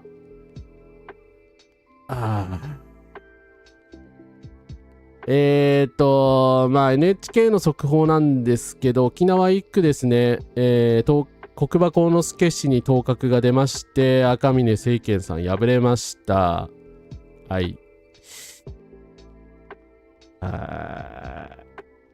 ってことは2区ではこれまだこっち当確出してないけど、宮崎正久さん他のサイトでは当確出ているので、オール沖縄は全滅、自民党が全勝ということですね。西目幸三郎さん、島尻愛子さん、宮崎正久さん、そして国場幸之助さんの4人で4勝。いやー、そうか。終わってしまったか。厳しいな。まあ、立憲民主党が潰れただけで終わりましたね、正直。はい。だから、まあ、それは火曜日の配信で言うか。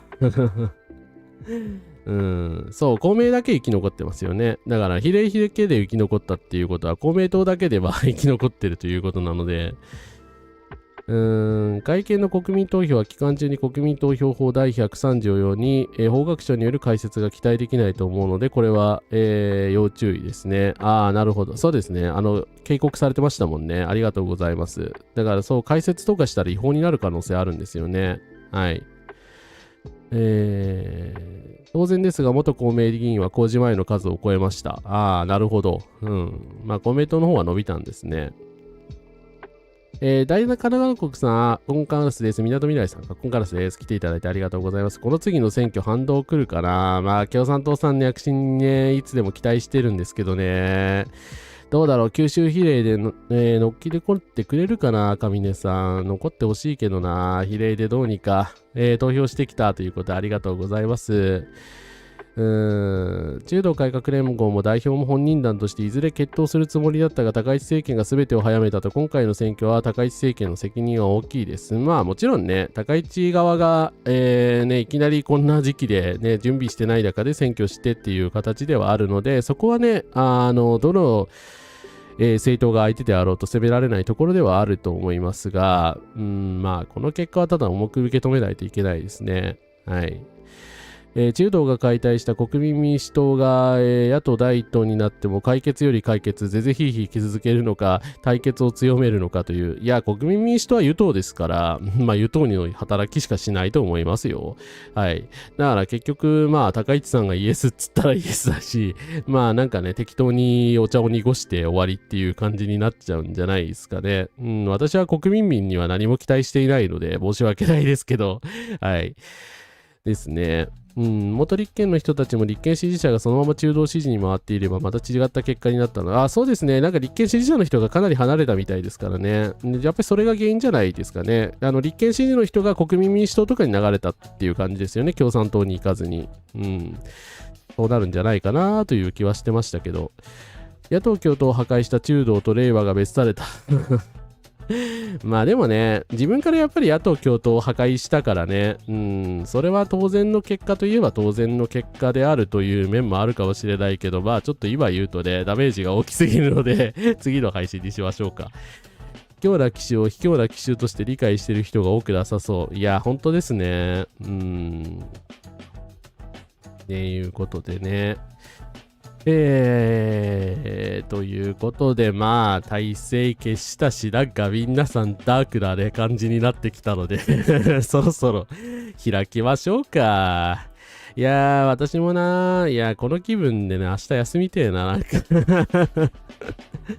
もう、まあ、ただね、別に焼けばちになる気はないし、まあ、ぶっちゃけだって、先ほども言いましたけど、左翼が選挙に勝ったことないじゃないですか、ここ最近で私がバーチャル YouTuber 始めたの2023年ですし、まあそろそろね、3年にもなろうとしてるんですけれども、ありがとうございます。皆さんのおかげで続けてますけど、まあ、それ以降の選挙でね、左派政党がめちゃめちゃ伸びたっていうのは、まあ立憲をね、左派政党と数えていいんだったら、まあ前回の衆院選ぐらいですよね。まあ、裏金議員が勝手にね、自分でね、票を減らして、まあ、立憲民主党が勝ったっていうことがあったわけですけれども、それ以外の選挙はね、すべて負けてますし、まあ、共産党さんは私はね、ずっと支持してますけれども、やっぱり衰退がね、なかなか、党の高齢化が原因でね、それもね、別に共産党さんの戦略が悪いとかじゃないと思うんですけど、まあやっぱり社会の右傾化がね、全然止まらないという状況になってしまっているので、ただだからといって諦めるのではなくて、同じようにですね、抵抗運動をやっていくっていうのはね、ずっと変わらない姿勢なので、まあ今後もね、トランプがいなくならない限りはしばらくずっとこういう状況だと思うので、皆さんもね、本当自分を大事にしてください。なんか、やりすぎてね、バーンアウトしちゃったりとかね、変に不調をきたしたりしたら問題なので、こういう状況になったからといって、まあ、絶望しないでですね、まあ、たまに配信とかに遊びに来て気分転換とかしていただければですね、チャットルールちょっと厳しくしましたけど、好きなこと書いていただいて構いませんので、よろしくお願いいたします。うん。まあ、無谷さんはね、やっぱり戦略的な勝利はありましたよね。やっぱり具体的なそういう生活の問題とかに絞って選挙戦を展開して、まあ、SNS とかも非常にうまかったので、まあ、ただね、左派的な主張自体はまあ隠してたわけではないとは思いますけどね。うん。そうですね。うん。だからね、いろんな人たちにやっぱりいろんな原因がそれぞれあって、そもそも小選挙区制度だったらね、やっぱり左派が勝つっていうことはね、ほぼないんですよ。残念ながら。はい。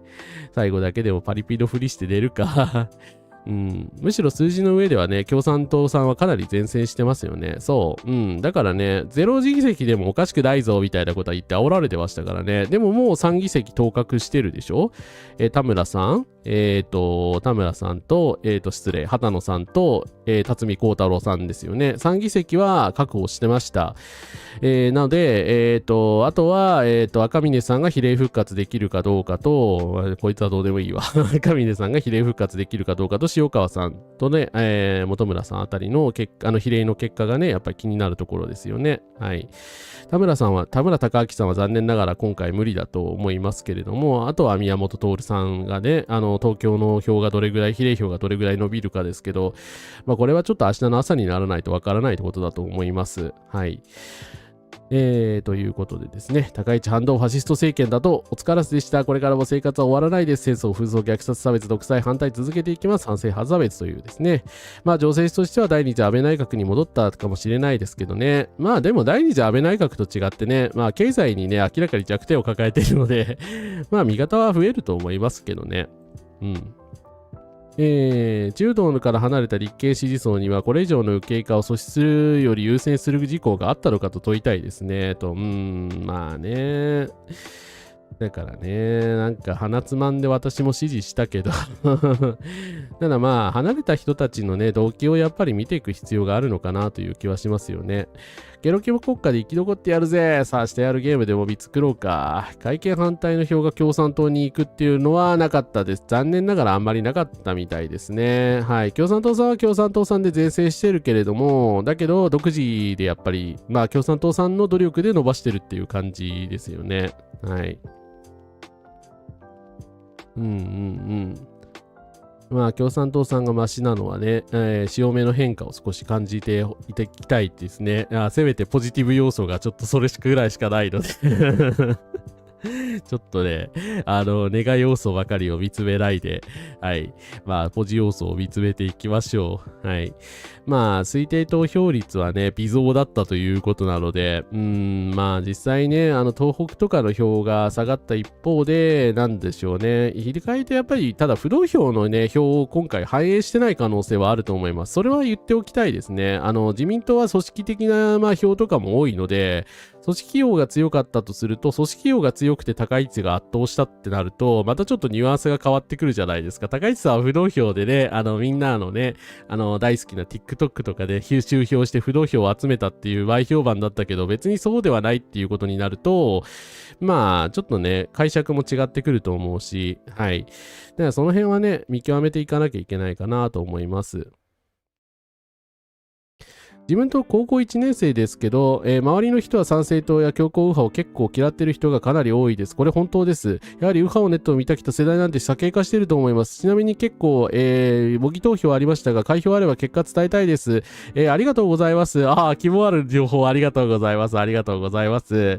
ということでですね、そうですね、次の日休みだから火曜日はね、深夜まで配信できるからあんまりやらないかもしれないけど、体力が持たないから。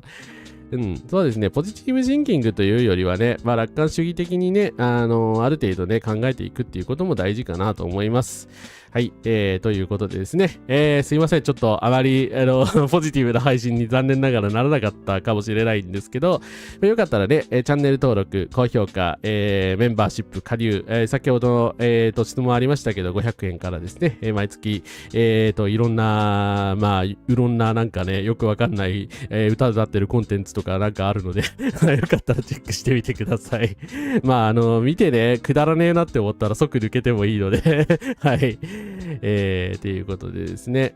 もじさん、ここからです。初コメありがとうございます。SNS を辛くて配信を見に来た初見です。いい感じにダメージを具体化できました。お疲れ様です。ということで、ありがとうございます。そう言ってくれるととても嬉しかったです。ありがとうございます。ありがとうございます。ということでですね、お疲れ様でした。今、お風呂から帰ってきました。ありがとうございます。来ていただいてありがとうございました。すいません。これでちょっと今回配信終了しますけれども、まあ、明日からもね、生活は続きますので、まあ、それぞれのやり方で頑張って戦っていきましょう。左派のやることは変わりません。ということでですね、打倒ファシズムでやっていきましょう。ということで皆様、お付き合いいただきましてありがとうございました。何か、アーカイブの方もご意見ご感想等ありましたら気軽にコメント等寄せてください。それではお疲れ様でした。おやすみなさいませ。お疲れ様でした。